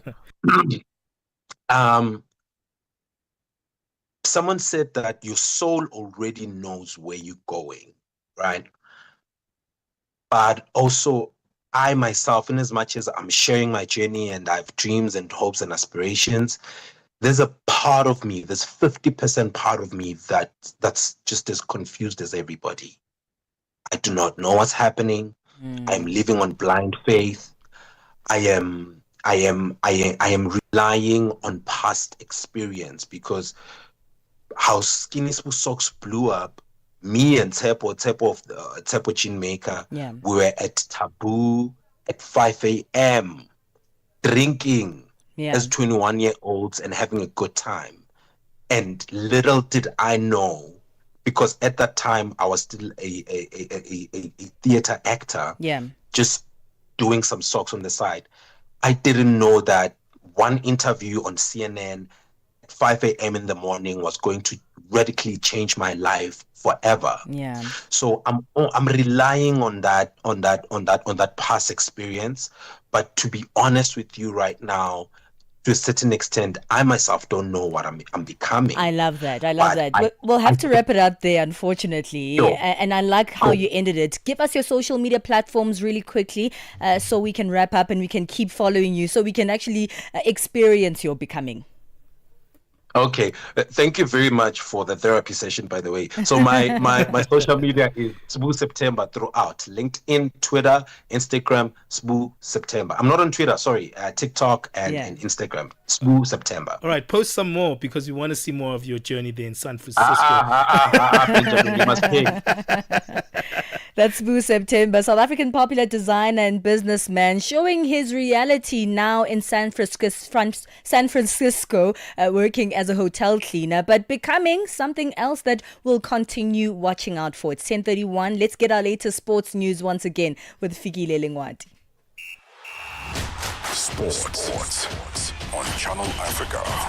The African perspective. First up, this time around, we begin with netball news. The South African senior national netball team coaches are happy with what the teams delivered in the recently wrapped up Africa Netball Cup. Both teams managed to successfully defend their titles, bringing back-to-back glory to the country. The Spar Proteas faced a determined Uganda in the final, and they came out victorious with a 56-34 win, while the Proteas men brought Zimbabwe down with 40-29 score to remain the kings of African netball. Assistant Spar Proteas coach Zanele Mdodana says it was not only important to retain the title, but the coaching team was looking for more. On to football news. Bafana left their training base at the High Performance Center in Pretoria to travel to OR Tambo International Airport. The 2024 Africa Cup of Nations bronze medalists are on their way to Morocco for this year's edition of the Africa Cup of Nations tournament, where they hope to improve on their performance achieved in Ivory Coast last year. Chief Medical Officer for South African Football Association, Thulani Ngwenya, says it's all systems go for Bafana. We have seen that the coach has done exceptionally well since he took over. We'll take it one game at a time. So you can't actually talk about the final without actually looking at Angola. Our first opponent is Angola. We start with Angola. We move to the next one, which is Egypt. So we are ready. Everyone is ready. The technical team is ready. The support staff is ready. And we believe that we're actually going to go all the way. That's what we want to do. South Africa wrapped up their AFCON preparations with a 1-0 win over Ghana, but much of the concern for the team was the status of Aswin Apolis, who appeared to have been limping at full time, having come on as a substitute. Ngwenya says it was just a minor knock and the winger is ready for selection come Monday. We're not happy about the injury. Yes, it was a knock, but it was a minor knock. We actually managed him. We treated him overnight. He's much, much better. You'll see him when he walks. He's not even limping anymore. So we believe that we'll be able to actually help him. And we believe that he'll be ready for selection on Monday. So it's not something to worry about. So I can actually confidently tell the nation that Apolis will be ready for selection on Monday. And Benin coach Gennard Ross says his side are ready for the Africa Cup of Nations opener against DR Congo in Morocco on the 23rd of December. The Squirrels are drawn in Group D alongside Senegal, Botswana and DR Congo. Ross believes the team's intense training sessions have them well prepared for the challenge. And finally, with motor racing, Formula One has unveiled new terminology to simplify the technical complexities of its sweeping 2026 regulations. The sport is introducing major changes next season, including new chassis rules, sustainable fuels, and upgraded 1.6-litre V6 turbo hybrid engines with greater electrical capacity. Drivers will now manage energy deployment throughout races, even in qualifying laps. For any sports stories you'd like to share with us, please send an email to newsroom@channelafrica.co.za or call us on +2711 714 4459. This is Channel Africa Sport with me, Fikile Lungwati. Sports on Channel Africa. The African perspective. Download the SABC app and take Channel Africa with you everywhere you go. Channel Africa is evolving, and so are you. Stay connected wherever you are with our brand new website and mobile app. Stream your favorite shows, catch up on African news, culture, and conversations, all at your fingertips. Africa is just a tap away. Your world, your stories, now on the go. Stay connected wherever you are. Visit channelafrica.co.za or download the Channel Africa app today. Channel Africa, the African perspective. It's time to move on and get our latest business news. Business news on Channel Africa, the African perspective. Thank you, Palesa. Good morning. In 2025, Ethiopia will have emerged as one of the fastest growing economies in sub-Saharan Africa. After years of conflict, debt distress, and foreign currency shortages, the government has pushed ahead with wide-ranging economic reforms aimed at restoring investor confidence. This year has seen renewed engagement with international lenders and pushed to liberalize key sectors such as telecoms and finance. Founder and Chief Executive Officer at Pragma Investment Advisor Mered Fikire Yohannes says this year Ethiopia achieved transitional milestones. Since July 2024, we announced the IMF package program, and then the country has been undertaking a huge macroeconomic reform in all fronts in terms of restructuring its debt, both foreign debt, and then at the same time restructuring the domestic debt, floating its currency, and since floating of its currency, then establishing a new monetary policy. Nigeria's President Bola Tinubu has asked Parliament to approve a $29.96 billion spending plan that repeals and reenacts the 2024 budget to run through December 2025, aiming to end overlapping fiscal cycles from recent years and tighten controls on public finances. The move follows months of criticism by lawmakers over the government's reliance on rolling over capital budgets, which led to the 2024 capital spending being extended first to June and then to December 2025. The proposal aims to reset budget discipline in Africa's most populous country after years of missed January-December cycles that have muddled planning and undermined trust in government spending. This week on Channel Africa Conversations podcast, Peter Ndoro spoke with ZANU-PF's Director of Information and Publicity, Farai Marapira, about a range of pressing issues affecting the country. Among the topics discussed were corruption within government and the party's leadership, the state of the economy, and the high unemployment rate. Marapira reflected on Zimbabwe's journey in rebuilding the economy following sanctions and critiqued the reported high unemployment figures, arguing that the use of Western measurement standards has inflated the numbers. Let's take a listen. We as Zimbabwe underwent sanctions, and we as Zimbabwe have been rebuilding our own country by ourselves, and we have a very large and vibrant small-scale industry, whether it is in mining, it is farming. We have a very strong and vibrant small-scale sector. 60% of our gold is done by small-scale miners now, and we have some of our locals who have now moved to medium-scale mining, and some are now large-scale miners in their own right. As we have moved, we've had to be a country that is walking a path which has not been walked before. Catch more of this conversation as ZANU-PF's Director of Information and Publicity, Farai Marapira, speaks with Peter Ndoro on this week's episode of the Channel Africa Conversations podcast. You can also watch the full interview on our YouTube channel, Channel Africa 1, or catch it on the SABC Plus app. In Europe, the European Union leaders are due to meet in Brussels to discuss plans to use frozen Russian assets to fund a huge loan for Ukraine. Belgium, where most of the money is held, is under pressure to drop its opposition. The BBC's James Waterhouse has the details. Ukraine is forecast to run out of money by as early as next spring and needs an estimated 135 billion euros over the next 2 years. Yet, the consensus among Kyiv's European allies is cracking over how to financially support it. A proposal to use permanently frozen Russian assets is being met with increasing resistance from EU members, including Italy, Bulgaria, Slovakia and Belgium. Financial indicators at this hour: $1 in Nigeria is trading at 1,000 naira, 453, Botswana 13.8, Kenya the dollar is 128 shillings 03, Zambia 22 kwacha 93, BRICS countries $1 in Brazil, 5 real 50, Russia 80 rubles 01, India 90 rupee 47, China 71.03, South Africa 16 rand 77 cents. $1 is 75 pence to the British pound and 85 to the euro. Commodities: platinum is trading at $1,955, gold at $4,335 per ounce, the price of Brent crude oil at $60.10 a barrel. That's all for now. For any business stories you'd like to share with us, please send us an email to newsroom@channelafrica.co.za, or you can call us on +27 117144459. For Channel Africa Business, I am Chanduko Ligege.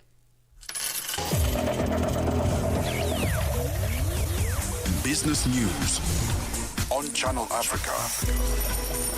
The African perspective. Get Channel Africa on DSTV audio bouquet. Channel 802. The Morning Switch Weekend. With the Shy Guy. There's a Ugandan lawmaker. His name is Atkins Katusabe, who speaks with an American accent in Parliament. So the parliamentarians have complained that we don't understand what you are saying. Listen to him. Come on. Mr. Speaker, I think this is a disaster that could cause an extinction of our entire community. Going to procedure? Mr. Speaker, the English that is trying to put this matter here is confusing a number of us and making us miss very serious issue. He needs to speak the common English of Uganda. The English is too much. Need a piece of paper so that we'll be able to read. The English is too much. I picture him saying order, out of order. Saturday and Sunday mornings belong to the Morning Switch. 3 to 6 a.m. Central African Time. Tune in and turn up the volume. This is Channel Africa.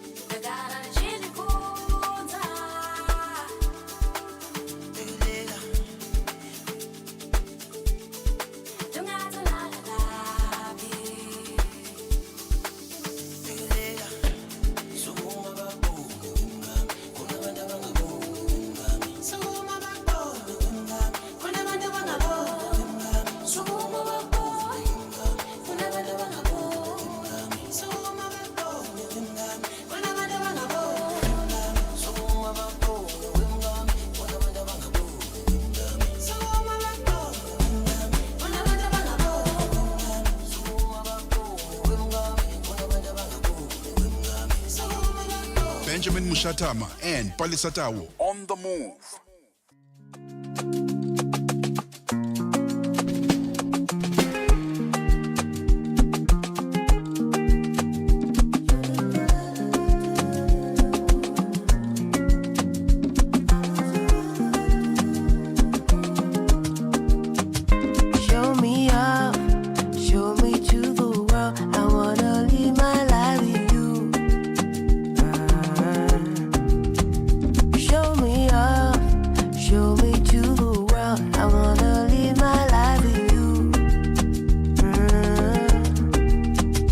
You're like the beautiful sunrise in the morning.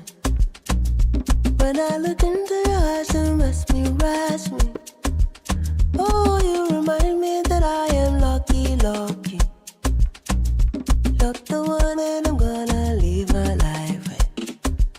I just wanna spend it all with you and grow with you and live in love with you. Oh yeah, I just wanna spend it all with you and grow all with you and live in love with you. Oh yeah, show me up, show me to the world. I wanna live my life with you.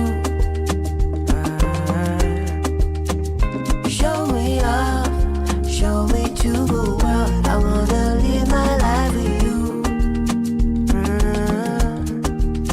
You are the one, you are my heart. You are the one, you rock my day. You are the sun about my way. I never need to lose my way. You are the apple of my eye. You are the highlight every day. You are the one who makes me happy every day. You give me joy. You make me smile. You make me laugh away my worries. You give me reason to be alive. I just wanna spend it all with you and grow with you and be in love with you. Oh yeah, I just wanna live it up with you and grow all with you and be in love with you. Oh yeah, so why don't you show me out, show me to the world. I wanna live my life with you. Show me out, show me to the world. I wanna live my life with you. It's good music right here on Channel Africa. Before this one, gave you Ndawana with Shasha featuring Sykes and Kelvin Momo. And in the background, that's Asha with Show Me Off. Well, good conversation that we had with Sbu September. In fact, first of all, we really appreciate that he woke up pretty early, it's just past there, midnight, right? in San Francisco, to have that conversation with us. Why do I get so tongue-tied with San Francisco? I'll give you my no, I'm fine. Skills, I'm an African. I know how to pronounce the African San Francisco. San Francisco. But we'll chat a little bit more about that after the break. It's 10:50 Central Africa time. Got something to say? Are you passionate about issues that matter? Do you have a voice that deserves to be heard? Well, we've got the perfect platform for you. Call in or drop us a WhatsApp on +27 63 406 9126. And we will call you back. So you could have your say and be part of the conversation. 30 years of age. I just turned 30 on the 15th of November. So that's who I am, It's not just talk. It's your chance to air your views. Share your opinion. Engage with a community that values your perspective. Follow us on our social media. Visit our website at www.channelafrica.co.za and get ready to share your views on Channel Africa, the African perspective. Africa Update on Channel Africa with Lulu Kabu. Congolese President Felix Tshisekedi has now accused Rwanda of violating the peace deal. Are you surprised at this latest accusation? This is literally days after a signing a ceremony, so to speak. This is not surprising. I mean, if you ask Paul Kagame, he would also say almost the same thing. One should ask a question. The broker of the peace deal, President Trump, what is it that he wants? Why now? And why is this peace deal being signed in the Americas and not in the Great Lakes? Paul Kagame has never respected Tshisekedi, as often say. Tshisekedi must deal with the problems in his country. He has nothing to do with it. So this peace deal, obviously, when it was signed, one just looked at it and said, this will not last. Kenny Matiba, former journalist. Africa Update with 12 to 1 p.m. Central African Time. Start your day right with Channel Africa Breakfast. Live, 5 days a week.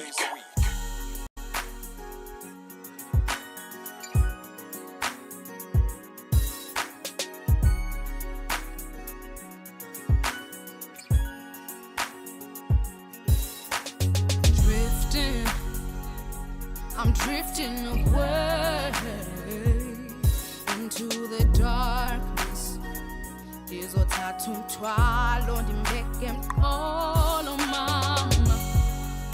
Ubomi bunzima. Just lift my head up high. Open my eyes and I will fly. Oh, I'm barely coping. I'm feeling closing. Looking up, hoping the heavens will open. Mdali wesulu. Dikhalela kuwe. Open up. I'm feeling closer now. The light is shining brighter, but I'm losing my flow. Kudala, ndisiwa ndivuka, ndifuna noluthando.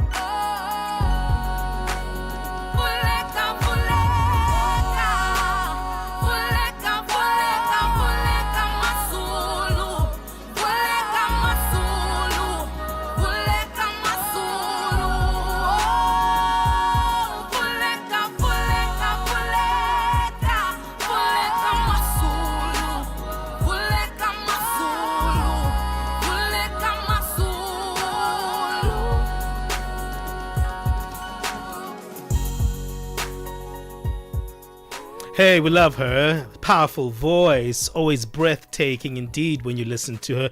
Check her live. She's even more amazing. That's Amanda Black with her classic Amazulu. It's 55 minutes past 10 o'clock Central African time, and we're speaking about starting all over again in our Becoming conversation. And it is very intriguing to know that, you know, you can actually be on a mountaintop and have so much victories looking down, and then the next day you just find yourself in the deepest valley. And how you manage that is probably one of the most difficult things. Yeah. But the thing about life is that just because you're in the valley, it doesn't necessarily mean, for me, it doesn't necessarily mean that you failed in life. You know, I think life has different ways of actually placing you where you need to be at a particular point in your life. Oh, preach, Brother Benjamin. Hey man, I need to start that church. What are we going to call it? The Benjamin's Church. The Benjamin's Church. You know I'm going to be tithing. You're going to be tithing there. Oh, no, not me, honey. Not me. But you can make me the church secretary. I'll be there. You're going to steal my money. How? I thought the money wasn't for you. I thought it was the church's it's called money. the Benjamin's Church. You know, also, what I found interesting is that I thought this was going to be a conversation about starting over. But from the conversation, it actually wasn't about starting over, because sometimes what we see as people starting over is just a continuation of a journey, right? Sure. And the journey just takes on different forms, but it's not starting over. You're continuing what you started, and what we think is continuing is always moving up on the trajectory. Yeah. And that's maybe why we always feel so unsettled, and we always feel so, you know, just our power taken away from us when things aren't moving up. But we don't see that as a continuation of the journey. You know, just like when you see, you know, the heartbeat lines, it goes up and it goes down, but your heart continues to beat, right? It's not like your heart, it's not like you died and then you lived and then you died and then you lived. It's literally one continuation. Sure. And maybe we should be changing that mindset. And that's what I saw from Sbu in our conversation, that his mindset doesn't say, oh yeah, I'm down now, I'm dead. It just, no, I'm continuing. Just because I'm no longer getting those millions from the sock business and now I'm a hotel cleaner doesn't mean that I'm starting from the bottom. I'm just continuing on a different level of my own journey. And I think that's quite inspiring to look at, because we are so quick to judge ourselves even before others judge us. We're so quick to judge ourselves when things don't look like they used to, and we don't realize that we're actually starting part of a different section of our own journey. And look, you know what? You know, it's not easy. There's a lot of discomfort when you get to that point, as Spoo was saying, that, you know what?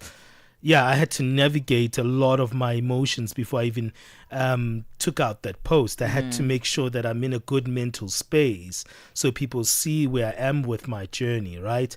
And I think that's the thing. We're so obsessed with comfort as a culture. You know, comfort is the hyperbolic celebration. It's the thing that we always feel like validates our purpose in life. And then when that moment of discomfort comes, then you kind of like, oops, okay, where's that comfort? Because we're not used to navigating life in its multiple different curves and turns, right? And I love the fact that at the end he says, I don't know what's coming up. I'm just living on blind faith. And that's how most of us are living, really, because we don't know what tomorrow brings, right? So I think because of that culture of comfort, we just think success means one thing. Yeah. I mean, I can relate to Spoo. I think that's the most exciting thing about life, is actually not knowing, because there's that anticipation, right? That anticipation that you know what you've gotten before from absolutely nothing. You know how things have changed for you before on blind faith. And the fact that you don't know what's coming up, for me, it creates that excitement, that anticipation for what's to come. And you also just seeing your journey from the outside and saying, oh, I can't wait to see what's next. It's like watching a soapie. It's like watching a drama on TV, and you're like anticipating what's going to happen after the break. And that's the break sometimes. You're like, okay, now I'm at the break and I'm waiting to see what happens after the break. Absolutely. It can be scary as well. Hey, what's your take? Remember, when our live streams, hey, you can join us right here on Channel Africa for the African perspective. You can find us, I always kind of let you know, really want you to see us in our studio. Remember, your YouTube stream is there here on Channel Africa, at Channel Africa Africa one. Yes, it belongs to you. And let us know what you think of the different conversations we're having. We're also having that live stream on our Facebook page. So, hey, you are a Channel African. Join us there. Absolutely. Let's get Onelen Sinti back for our latest news. SABC News.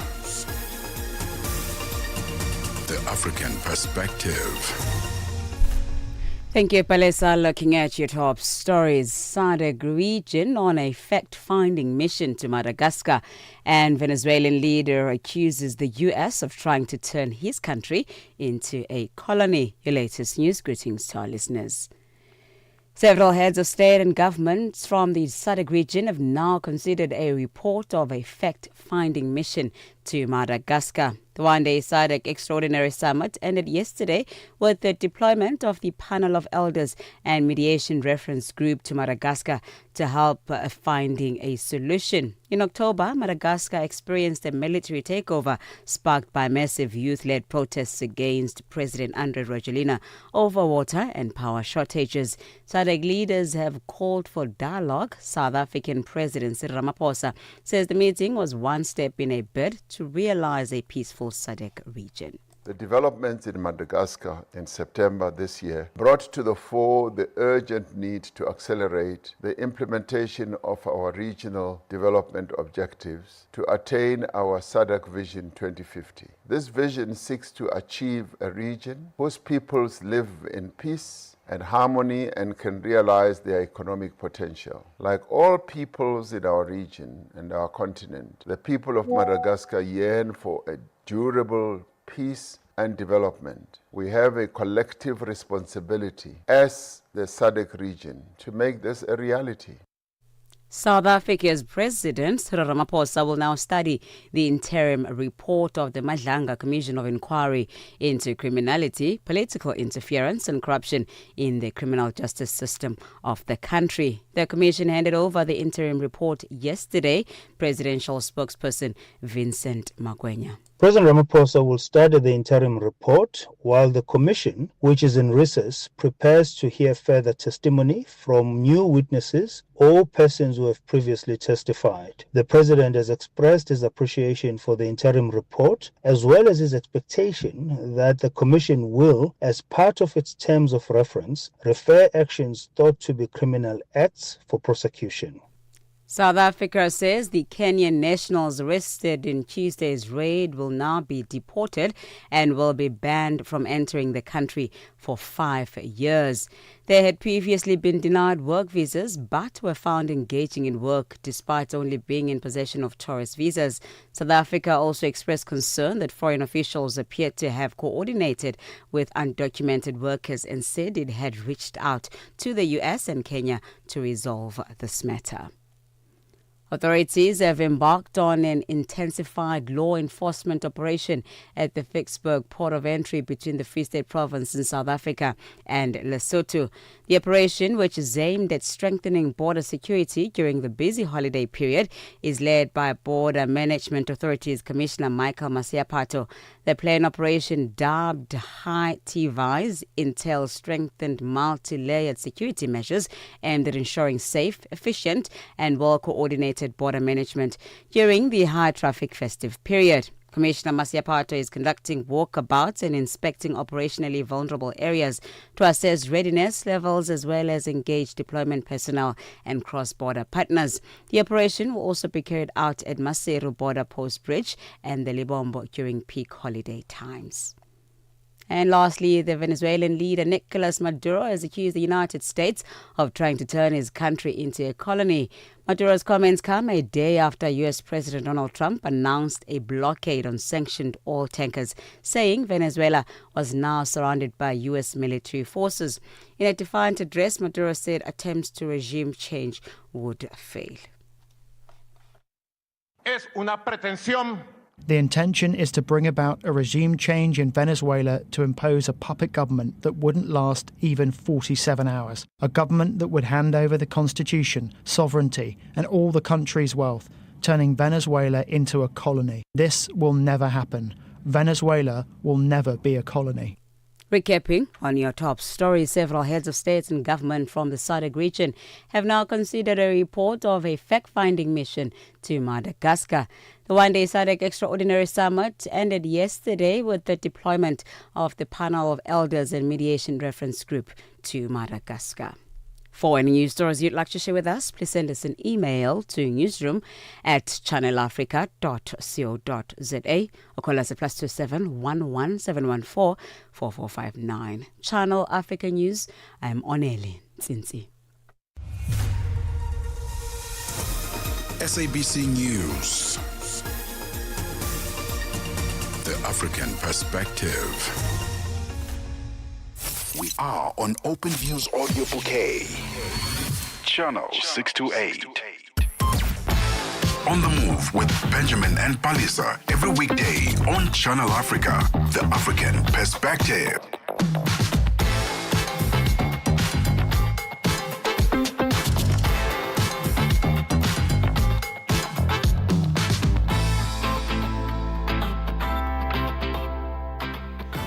We are in hour 3 of 3. Happy Thursday. This is On the Move. It's 6 minutes past 11 at Central Africa time. The third hour of On the Move right here on Channel Africa. Continuing with the conversations of the day, going into our parenting and family conversations. And today we're speaking about discipline. Yes, it is hard to instill discipline in so many homes, especially when children come towards the teenage years, some earlier, some even later into their 20s. And if young people struggle with respect, with responsibility and discipline all in all, sometimes it could be a much bigger problem. So we're going to be speaking about that. A discipline camp that designed to address these challenges, founded by, a South African who teaches these young children structure, life skills, teamwork, accountability, and many other things that can help them in their life path towards discipline.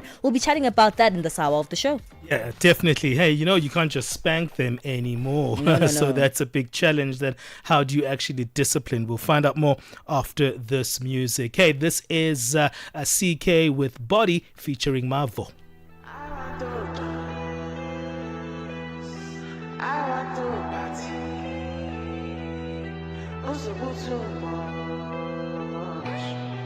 Baby, shake your body, body, body, body, body, body, body, body, body, body, body, body, body, body. Baby, move your body, body, body, body, body, body, body, body, body, body, body, body, body, body. Make it day one side, make it just stay rock, make it just stay traboski. Our bodies touch, my money is long, my team is long. Follow me after the party to where you belong. I want to show you what you never seen before. I want to do what I never do before. I want to dance. I want to dance. I want to party. I'm so good so much. Let me shake your body, body, body, body, body, body, body, body, body, body, no send anybody. Baby, move your body, body, body, body, body, body, body, body, body, body, no send anybody. Yo, if I say you arrest me, we don't smoke cause it's pull up, it's your back. The thing there, it's your back. She not gonna, it's your back about, behind me. When I say walk, walk, walk, touch your body, hold you up. Now your body, I want my cut so, baby cut so. I want watch this, I want fast this, I want drop your body not its spot, your body not its price. No, no, darling, Traboski, swagger, no, darling, Traboski. I don't hide, sure you don't hide. Say she got the boyfriend, me I got the girlfriend. It's CK featuring Mavo. This one is titled Body. 11 minutes past 10. Well, 10 minutes past 10 Central Africa time. Speaking parenting and family in a bit. África. Conhece o Ntivani? Claro que sou eu. Ntivani é o amante da música de corpo e alma. Eu amo música africana. Ele aprecia todos os tipos de melodias e passa os seus dias a ouvir a Channel África. Adivinha só, a Channel África quer ajudar o Ntivani e os amantes da música em todo o lado a descobrir ainda mais música incrível. Por isso, a Channel África está a convocar artistas africanos a submeterem as suas músicas. Músicos, lembrem-se de nos dar todas as informações relevantes no music@channelafrica.co.za. As submissões são a vossa oportunidade de ser ouvidos, mas não garantem inclusão na lista. Todas as submissões serão cuidadosamente analisadas para verificar se cumprem os requisitos da nossa estação. Canal África, a perspectiva africana. Step into the heart of the day on the move with Palesa and Benjamin. You know, not so long ago on the show, we were speaking about the black sheep of the family, and we know that that can take so many different forms. But one form that a lot of people usually see as someone as the black sheep of the family will be that kid that is seen as ill-disciplined. And when that happens, when young people struggle with respect, responsibility, and making good choices, issues that are becoming more common in today's society, how do we actually guide them before small mistakes turn into bigger problems that we've seen in so many families? And that's where the Rising Stars Discipline Camp comes in. It's designed to address these challenges. The camp, founded in South Africa's city of Tshwane, provides structure, life skills, teamwork, and accountability as part of the ways to teach children to be more disciplined. We're joined on the line by Prince Matlou, founder of the Discipline Camp. Prince Matlou tells us a little bit of how they bring in this discipline into the lives of these children. Prince, thank you so much for joining us. Good morning. Good morning, ma'am. How are you doing? We're doing good. Thank you so much for joining us this morning. Let's speak about, first of all, the definition of discipline, because we don't come from the same families, we don't come from the same environments, and we're also not taught the same teachings. So what is it that's described as someone that is disciplined or perhaps ill-disciplined in this regard? Okay. In this regard, you know, a discipline is not a punishment. A discipline is a motivational word, and it simply means self-imposed standards. Anybody needs to actually have discipline to reach a certain goal, isn't it? And in this regard, children become rebellious. They have these issues which they are existing in the world. Every family has that one child that is rebellious, but they don't know how to go around it because there is no subject in schools that teach these things. There is no any enforcement that actually addresses these things, deals with these things or specialty of it. You understand what I mean? Yeah. So now I have come up with an idea to host these camps. Whatever that I do, it's always about a vision. You understand what I mean? I'm a visionary. I do things because I'm a dreamer. You understand what I mean? So all of this, the discipline camp, before I started, it was not existing anywhere in the world. Yeah. And you know what, yes. Prince? Bana Baba stole to man. They are naughty, these little ones. And the thing is, this is actually a good time to speak about a discipline because it's December time. And I'm sure some of them are already planning some escape, making some escapes and, drinking and boozing and, going to occasions where they don't let their parents know. I mean, I'm interested in that formula that you've created. What is it? Because so many parents are struggling. Okay. So now, can I start by saying this? The reason why you see children are behaving this way, and the reason why you see kids running away from home, drinking, smoking, backchatting, boys with guns, girls with babies, it is because of the lackness of fatherness. And you'll see that 99.9% of the kids that are doing these kind of things, they are fatherless. And when I'm talking about a father, I'm not talking about somebody who pays maintenance or who provides food, shelter, whatever, who is there in the house. A father teaches a child ways of life. A father teaches a child ways of God. But they remember, these kids also, they are doing these things also because they don't know who they are. They don't know what to believe in. They don't know what they stand because nobody's there to guide. You see, God says children are born with foolishness. Whatever that they do, it is out of foolishness. It's not because they are bad. There is no such thing as a bad child. They are just foolishness. But if you let the foolishness be foolish, then they will fool around. Do you understand what I mean? So all of these things, they just need a father to reprimand the child or a parent to be there and tell the child what is right and what is wrong. Because these kids were taught by society that you can just go to school with drugs and nothing will get away with it. You can just swear at teachers and bunk classes and you will just get away with it. They'll just expel you into school and bring you back. Do you understand what I mean? They are wearing a mask. They are good. Every child is good and every child is born with greatness. But because of there's nobody that guides children and the kids become rebellious. So what we do in the camp, I have to take them back to the root. For a child to understand things, you have to do things an unusual way. You understand what I mean? That is why you'll see I sound like I'm preaching, speaking with force. And it is I letting children know how firm I am. And I am firm when I speak with children because they need to see me serious. They need to take me serious. For them to take me serious, I have to start by claiming my authority and letting you know that when you come to my camp and mean to step foot in my camp, you are going to obey my laws. You're going to eat what we eat. You're going to pray what we pray. We're going to do what we do. Yeah, You Prince, understand what I mean? I've seen you on social media. I'm even scared of you sometimes. I'm like, hey, I don't want to mess with you, Prince. I think I'll bring Benjamin if he's ill-disciplined here on the show, and I'll bring him to you because he's already scared.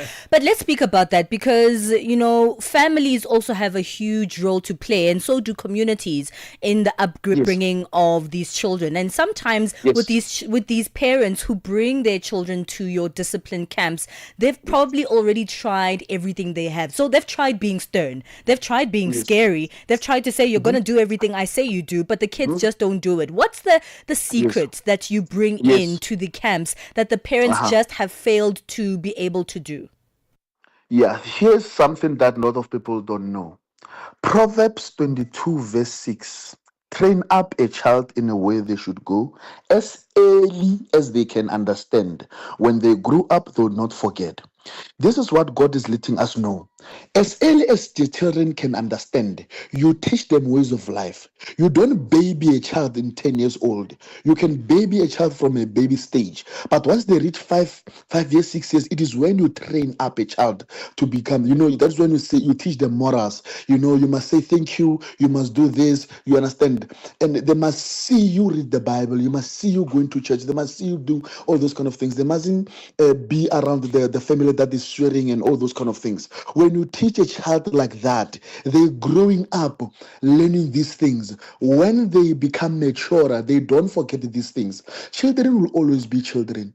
You understand what I mean? But now, parents do not teach children ways of life as early as they can understand. They say, no, this information, it is too red for my children. I can't teach them about sexuality. I cannot teach them about drugs. I don't want their kids to be in heaven. But now the kids will go into the world and learn these kind of things and master them. You understand what I mean? So now they're teenagers. They haven't learned nothing from their parents. Parents never dedicate time to teach their kids anything. So now what you see now as teenagers, it is the result of non-communication. It is the result of parents, they're not used to saying I love you to the kids. They're not used to say let's have secrets, let's talk about honesty, let's talk about respect. Now parents want to start reprimanding the kids. They start to see their mistakes and only reprimand the kids when they do wrong. But they can't say they can't give gratitude to the kids who have done good. So the kids now become confused. You understand? We understand that, parenting, there's no school for parent. Yeah. You just become, but you need God for guidance. When you have a child, you automatically become a what? You become a parent. But to be a mother, you have to qualify. To be a father, you have to qualify. So men, they just make babies everywhere, but they don't qualify to be fathers. Yeah, Prince, that brings the question. I mean, this is a discipline camp for the kids. How about the parents? Because they go back to their parents, and maybe they're going back to that environment that is not actually going to reinforce some of the things that they've learned at the discipline camp. But we'll talk about that after the break. We're speaking to Prince Mutlo, who is the founder of the Rising Stars Discipline Camp. And how do you discipline these little ones, especially when they become a little bit rebellious? Sometimes they can want to actually say no when you say you better say yes. Sometimes it's a big challenge for you as a parent. We'll talk more after the break. Conversations are happening, and Channel Africa is at the heart of them. We tell the African story with clarity, pride, and purpose, reaching audiences that matter to your brand. Partner with us and connect your business with listeners across borders in multiple languages and markets. For partnership opportunities, sponsorship, or sales, email us at partnership@channelafrica.co.za. Channel Africa, the African perspective. Palesa and Benjamin, fuel your day with fresh African perspective on Channel Africa. 21 minutes past 11 o'clock Central African time. You are still listening to On the Move with myself, Benjamin Moshatama and Palesa Tau. And today we are looking at this program called Rising Stars Discipline Camp that supports young people and parents and reinforces healthy discipline. And it's an interesting one, Prince, because before the break, you brought the responsibility to parents. Your camp is for the kids themselves. When they go home, they the same parents, so they don't know that they're going to get the same reinforcement of values that you gave them. So how do you mitigate that? Yes, Benjamin, let me tell you something. Parents don't actually lack discipline, but rather they lack knowledge, emotional intelligence, and parenting skills. Parents never invested in themselves in terms of parenting department. They've never studied or read any book about parenting. They've never go to God and hear what God says about parenting and the laws and the principles on how to raise a child. But however, because of they parent during according to automatic instinct. Now I have to now deal with the children, bring them back, understand where their parents come from first. I have to deal with the children so that the kids can understand that their parents have no formula to raise a child.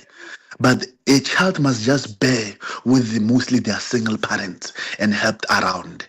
Now, yes, is an issue. Is my biggest issue because when a child goes back to the camp, go back to the children, go back to the parents, they get the same environment, same parenting skills.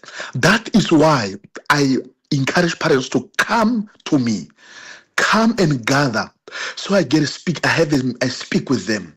So the little session that I have with parents, I make it as effective as possible. That the reason why the children are like this, it is not of the kids themselves. No, it is because of the parents. It is because of them.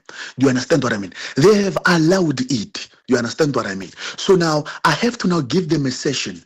The reason why I would say that parents don't invest themselves.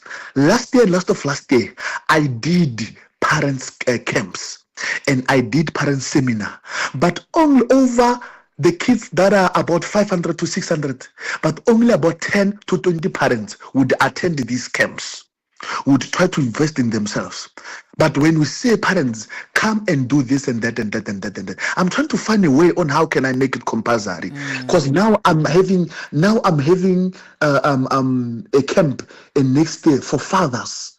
Because if I can just get the fathers right, the nation can be right. Do you understand what I mean?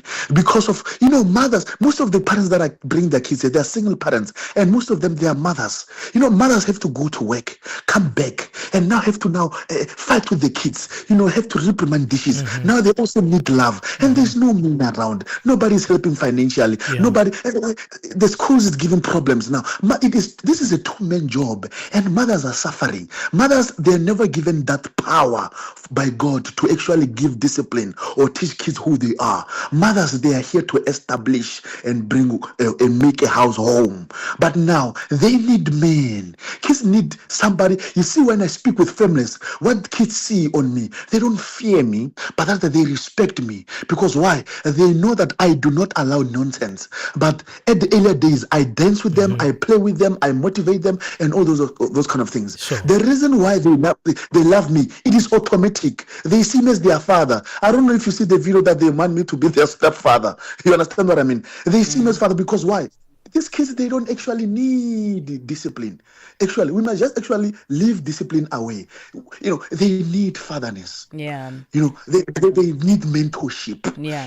If parents can't be fathers, if parents they don't know how to parent, can they at least be mentor to the kids? You understand? Well, Prince, it feels like, there's so many aspects that goes into this discipline camp. And a lot of us, when we think about discipline, we're like, yeah, you must be harsh with these kids. They must just stop what they're doing. But also a lot of them are suffering from a lot of emotional traumas that they haven't been able to tell anyone about, that they haven't received psychological support or emotional support from. Tell us about that aspect of that discipline camp. Is there a way where kids can freely talk about their emotions, where they can receive psychological support so that they can get over some of these things that they've displayed through this ill discipline? But what it actually is emotional traumas that they have. Yes. A good thing is that when I had a vision about this whole thing, I was never given the intelligence to do everything. Yes, there is the most important part about the psychological part of the kids. Because most of the parents, they lack emotional intelligence. I had to learn that throughout the years. In the camp, there are different departments. There's mental health department, there's defense force, there's support unit, there's a medic unit, and all those kind of things. There are units. All of these units combined of my instructors, they are there to enforce that kids get actually a proper understanding of what is happening with their lives. We have mental health department whereby they are lay counselors. Most of these lay counselors, they are students. There is no adult, no old people in the camp. All of people that are running these camps, they are young, all of them. They are students, they are under 30, 26, 25, or even 20 or 19. They are students that did psychology and all those kind of things. So they do lay counseling for these kids. Some kids, they just, I also do that as well. Some kids, they just want to vent. So kids talking in the camp, because we don't force them to camp, we don't force them to speak and whatsoever. It becomes automatic. They just say, you know what, this instructor spoke something that is right and I need to speak about it. And they go to a mental health and they have a line there, and then they speak, they vent, and the venting is not, we don't want to make the counseling as very professional, because now we can just go to the mountain and take a walk and sit by the rock there and have a talk. You understand what I mean? We do it in a way that the kids don't feel like we are forcing them to speak. We can just take a walk. Yes, say I need to speak with you, and then we take a walk there. We go get wood there by the, we go a little bit doing hunting there and all that, and then we speak, and then we talk. That is how they become rehabilitated in a way. And after we've let them know what is right and what is wrong, or ways or they should do, they become right. But however, there's something that we cannot, we struggling to fix. That if the child says, my mother is doing this and this and this and this, my father is doing this and this and this and this and this, and I don't know how, I can only I can only teach the child of what I know, and I can only speak with parents at once and generalize things. But I don't have one-on-one session with that. We're still developing the program that comes to become more intimate about a child and a parent. Absolutely. You're doing such great work, Prince, I have to say. And I know that it's a big challenge to do such work, but we need more gents like you in South Africa to actually change the tide, especially when we are challenged with the issue of fatherlessness. Thank you so much for your time. Where can we find you, Prince, on your socials? Where can we find more about the camp? All right. Our socials is Rising Stars Generation. They must just look out for scams. Rising Stars Generations in Facebook, Instagram, and TikTok. And also they can just WhatsApp us on this number 069-870-7065. 069-870-7065. We have these camps each and every school holidays. There is another one for January. We called it Back to School. It's 6 days camp. It's important for kids who've been naughty throughout the December and they just need to refresh their mind so they'll be ready to go to school. But however, that's where they would find us. Thank you so much for your time, Prince. It's a pleasure to speak to you about this really important conversation. I have a 40-year-old kid that I'd like to bring. He's right opposite me. And for the January one, he's going to be in there.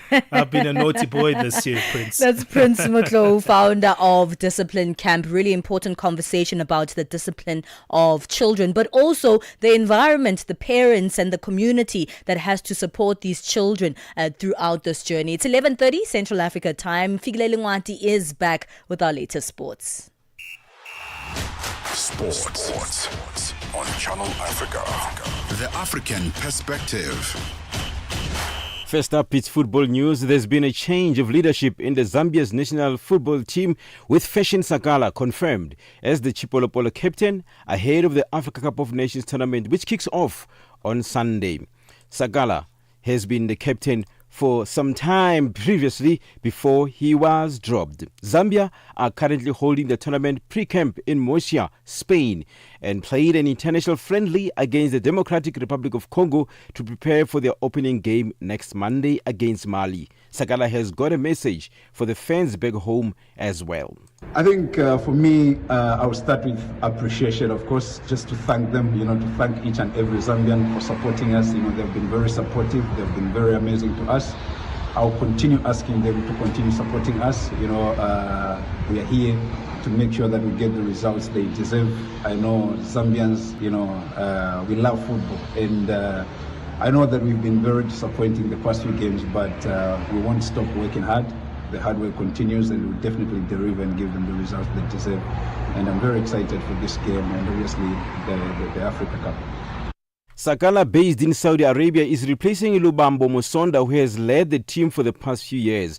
He'll be assisted by Kings Kangwa, Frankie Musonda, and Benson Sakala as his assistant. Zambia is in Group A alongside the hosts Morocco, Comoros, and Mali, and Sakala is relishing the opportunity to lead his country. Thank you so much. Yeah, it's a privilege and honor, obviously, to be the captain of the national team. I really appreciate the trust and the responsibilities that have been given. But for me, nothing really changes. I'm still the same person. I have to keep my humbleness. Nothing will change. I will still remain a brother to the players, the brother obviously to the technical staff and the whole entire administration. I think for me, the mission is simple: to unite the team and obviously to be an example in almost everything. Bafana has left their training base at the High Performance Center in Pretoria to travel to the OR Tambo International Airport and head to Morocco. The 2024 Africa Cup of Nations bronze medalists are on their way to Morocco. Chief Medical Officer for the South African Football Association, Thulani Ngwenya, says it's all systems go for Bafana. We have seen that the coach has done exceptionally well since he took over. We'll take it one game at a time. So you can't actually talk about the final without actually looking at Angola.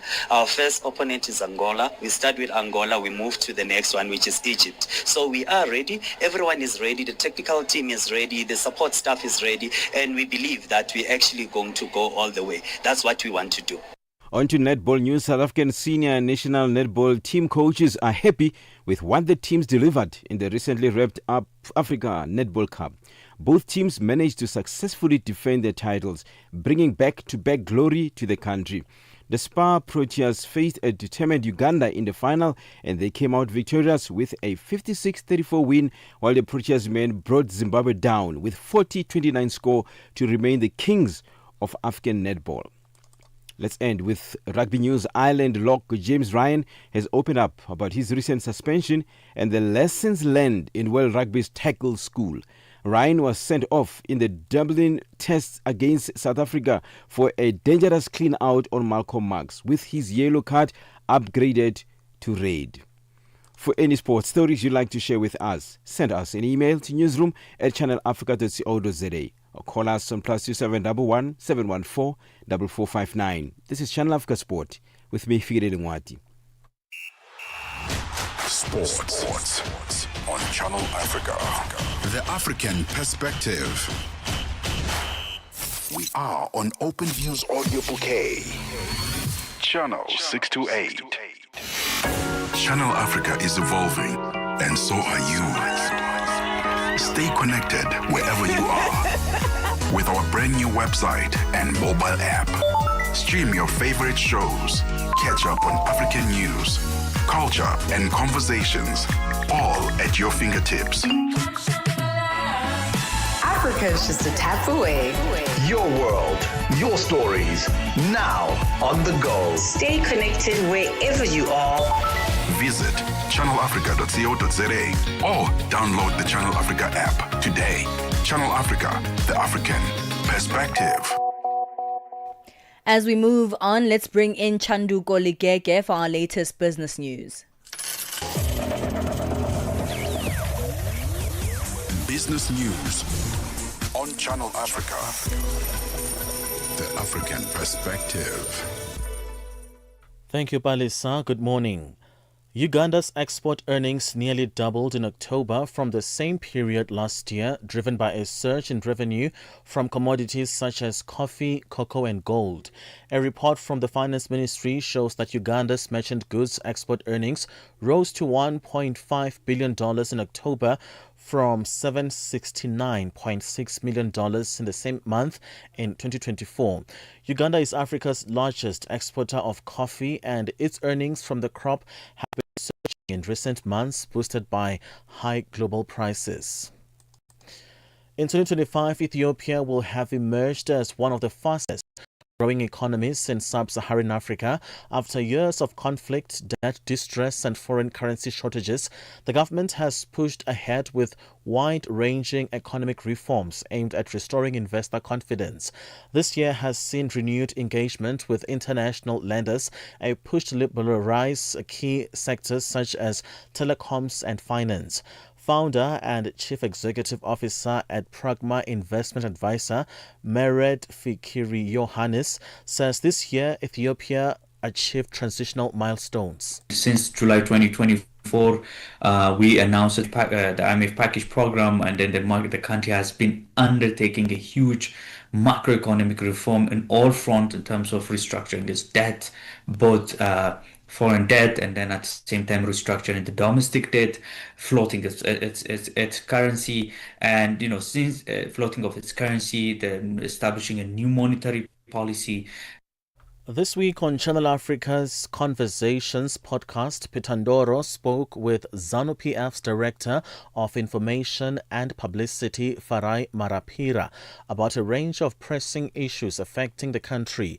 Among the topics discussed were corruption within the government and the party's leadership, the state of the economy and the high unemployment rate.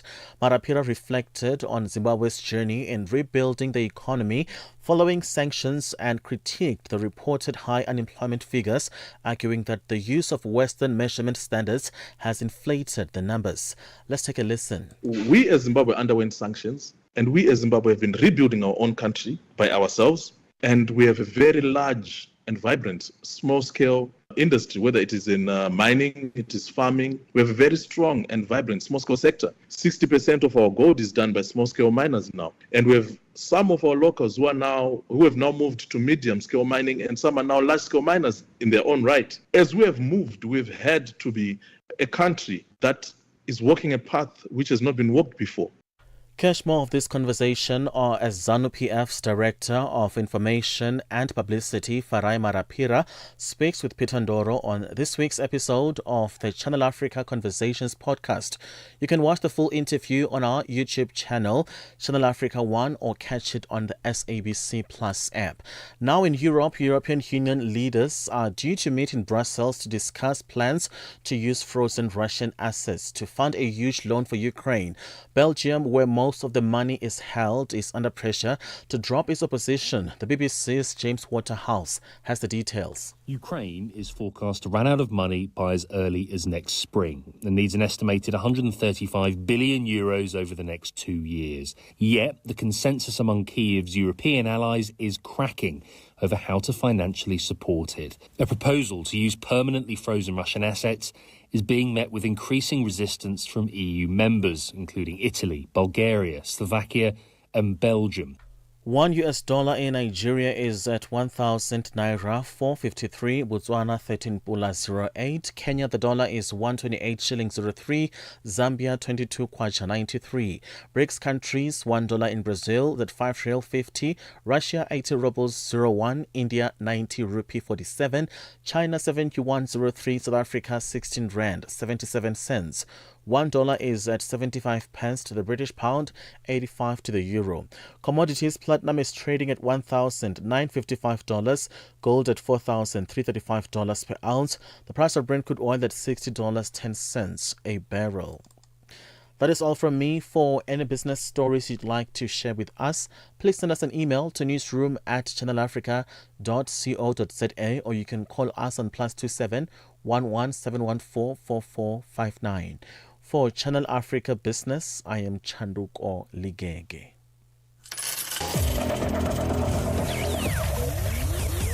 Business news on Channel Africa. The African perspective. Get Channel Africa on DSTV Audio Bouquet. Channel 802.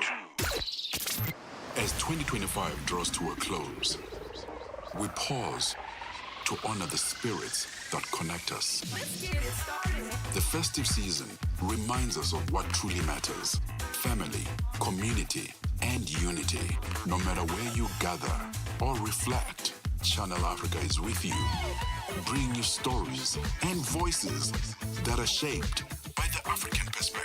Something significant happened on this day. Asanda, you were a baby, I'm sure. I'm not even sure if you were born. No, you were a baby, yeah. Yoga. Matseko is still trying to convince me. No, I've done that already, and you're going to come now on the journey. I will try. From all of us to all of you, may your season be safe and peaceful. Channel Africa, the African perspective. Tune in and turn up the volume. This is Channel Africa.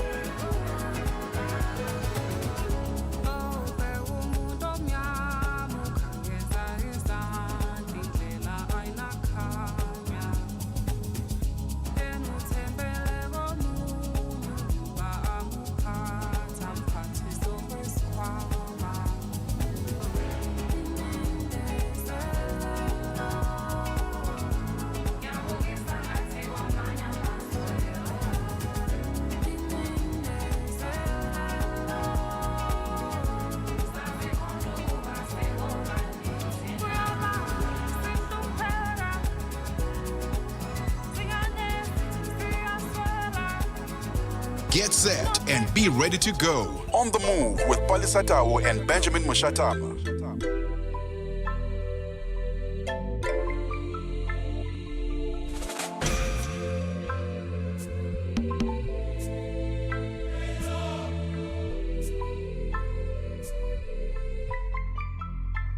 Negative guitar, negative guitar,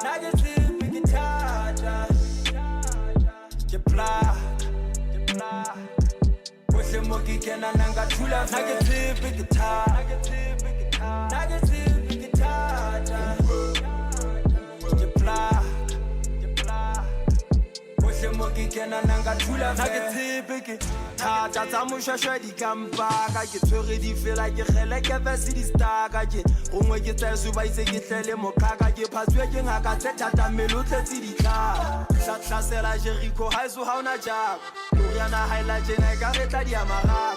Skaba Matilina Mona Hano and get a power. You get to him and not a gentle does a far. Go get tata. Give a shatis attack. He makes it like a Samona Pamisarak. He rules the hand of Dimas Hosana Kalahaka and Otabo Floraga Salo Sheva Tabataka. Get tata. Give me the Sutulu free start. I get plaga. I get a Havana by Pata. Give a tata. Kinkani Vapa Hoi Fata. Flush a man to another Pele Pato. I get hard. I get tired. Negative guitar. Get plaga. Push him again and nangatula. Negative guitar. Negative guitar. Push him again and nangatula. Negative guitar. Give a hanaga chofo. Banaba gena fati give a jefa for sure. Gibinela tama fitema data potan. Gibinela masele sele. Habo munanga kotan le khale. Kihlola sitwinja molapo ketadula ke khantsa dipaka tsaka tsemarapo. Ke monna toropo mo sibisetswa nga le rato ke metse tsa go tšhabela tsa mamosale molapo ke thata. Ha ke ntwa o hlola le khale. Anda putswa le hetle ke thutu tla. Mola mo so maseka se ke bana ba gangwe ke sita tswana gapa bosibu thunya disangwe ke go ikate ke pholetse tla pele ke di. Ke monna wa wisa mola muntong hola di. Tsere meke tsaka competition a ke bone mo Jesu ya makarabo fito wa bo motšhone ke tha a di fela le manoti na ke dutse ha ke le teng se fefa ha se gutse tsa Jesu di kena fela ha di butse se go ntse hlabana ha di gutse negative guitar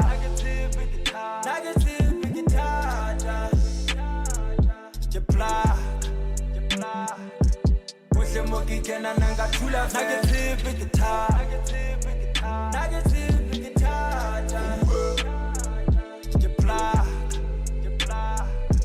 Push him mogi can and nangatula. Negative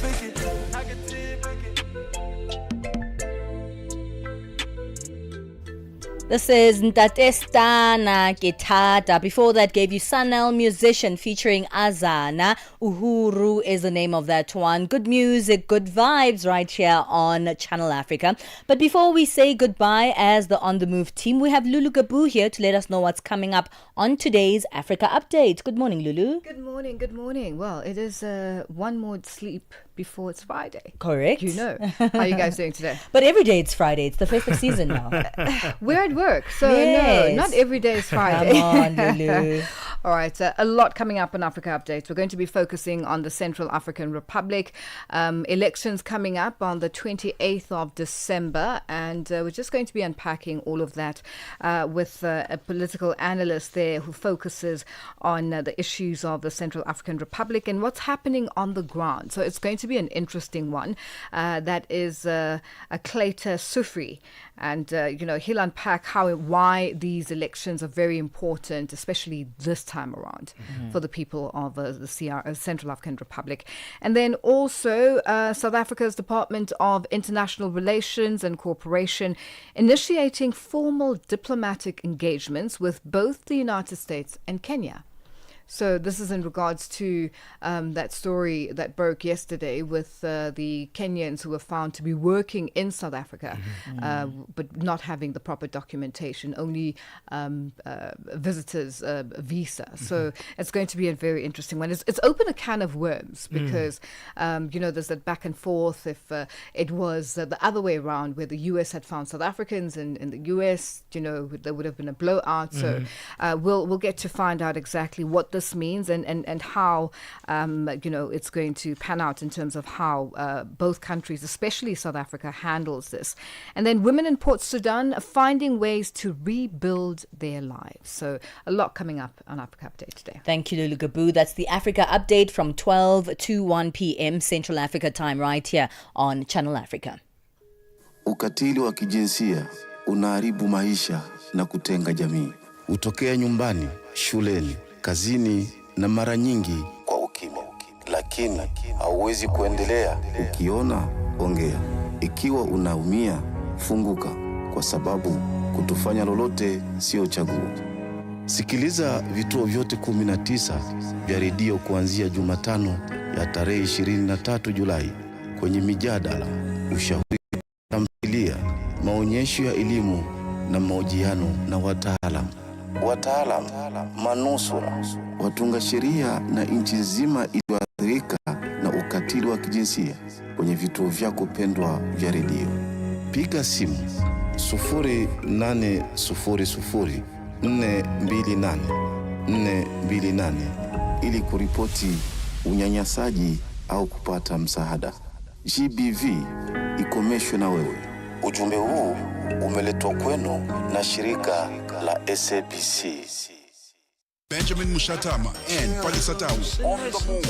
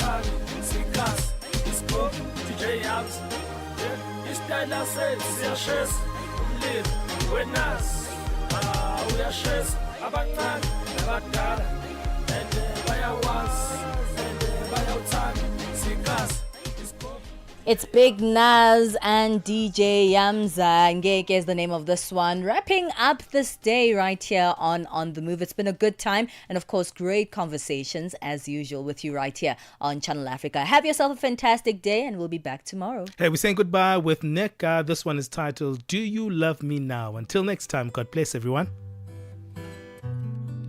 I heard my name. Did you call me?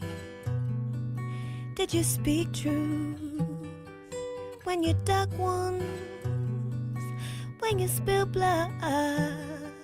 Did you say love? Well, you promised the Most High you won't betray. Do you love me now?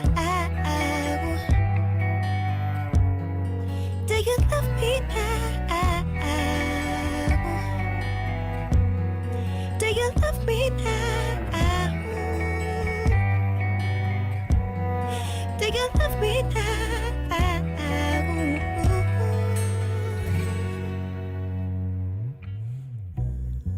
Yes, it's heavy on my heart to communicate. Absent-minded on the earth, devoted to sin, not knowing I'm dead. Your phrases are highly majestic. I'm amazed by your great linguistics. Yeah, your words are placed together to sell dubious manifestos. The end is devastating. Marriage of lies. Your words are sweet and enticing, but false condone. Still I go to the fountain where waters flow. Where the truth of arise, there I will go. Do you love me? Do you love? I will go.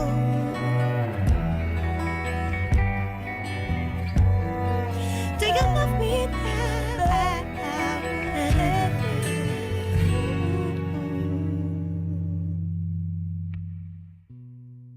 I know I've never been found. It's dark, for we are all blind. In solitude we know God. In public we don't like God. Is it destiny? Is it meant to be?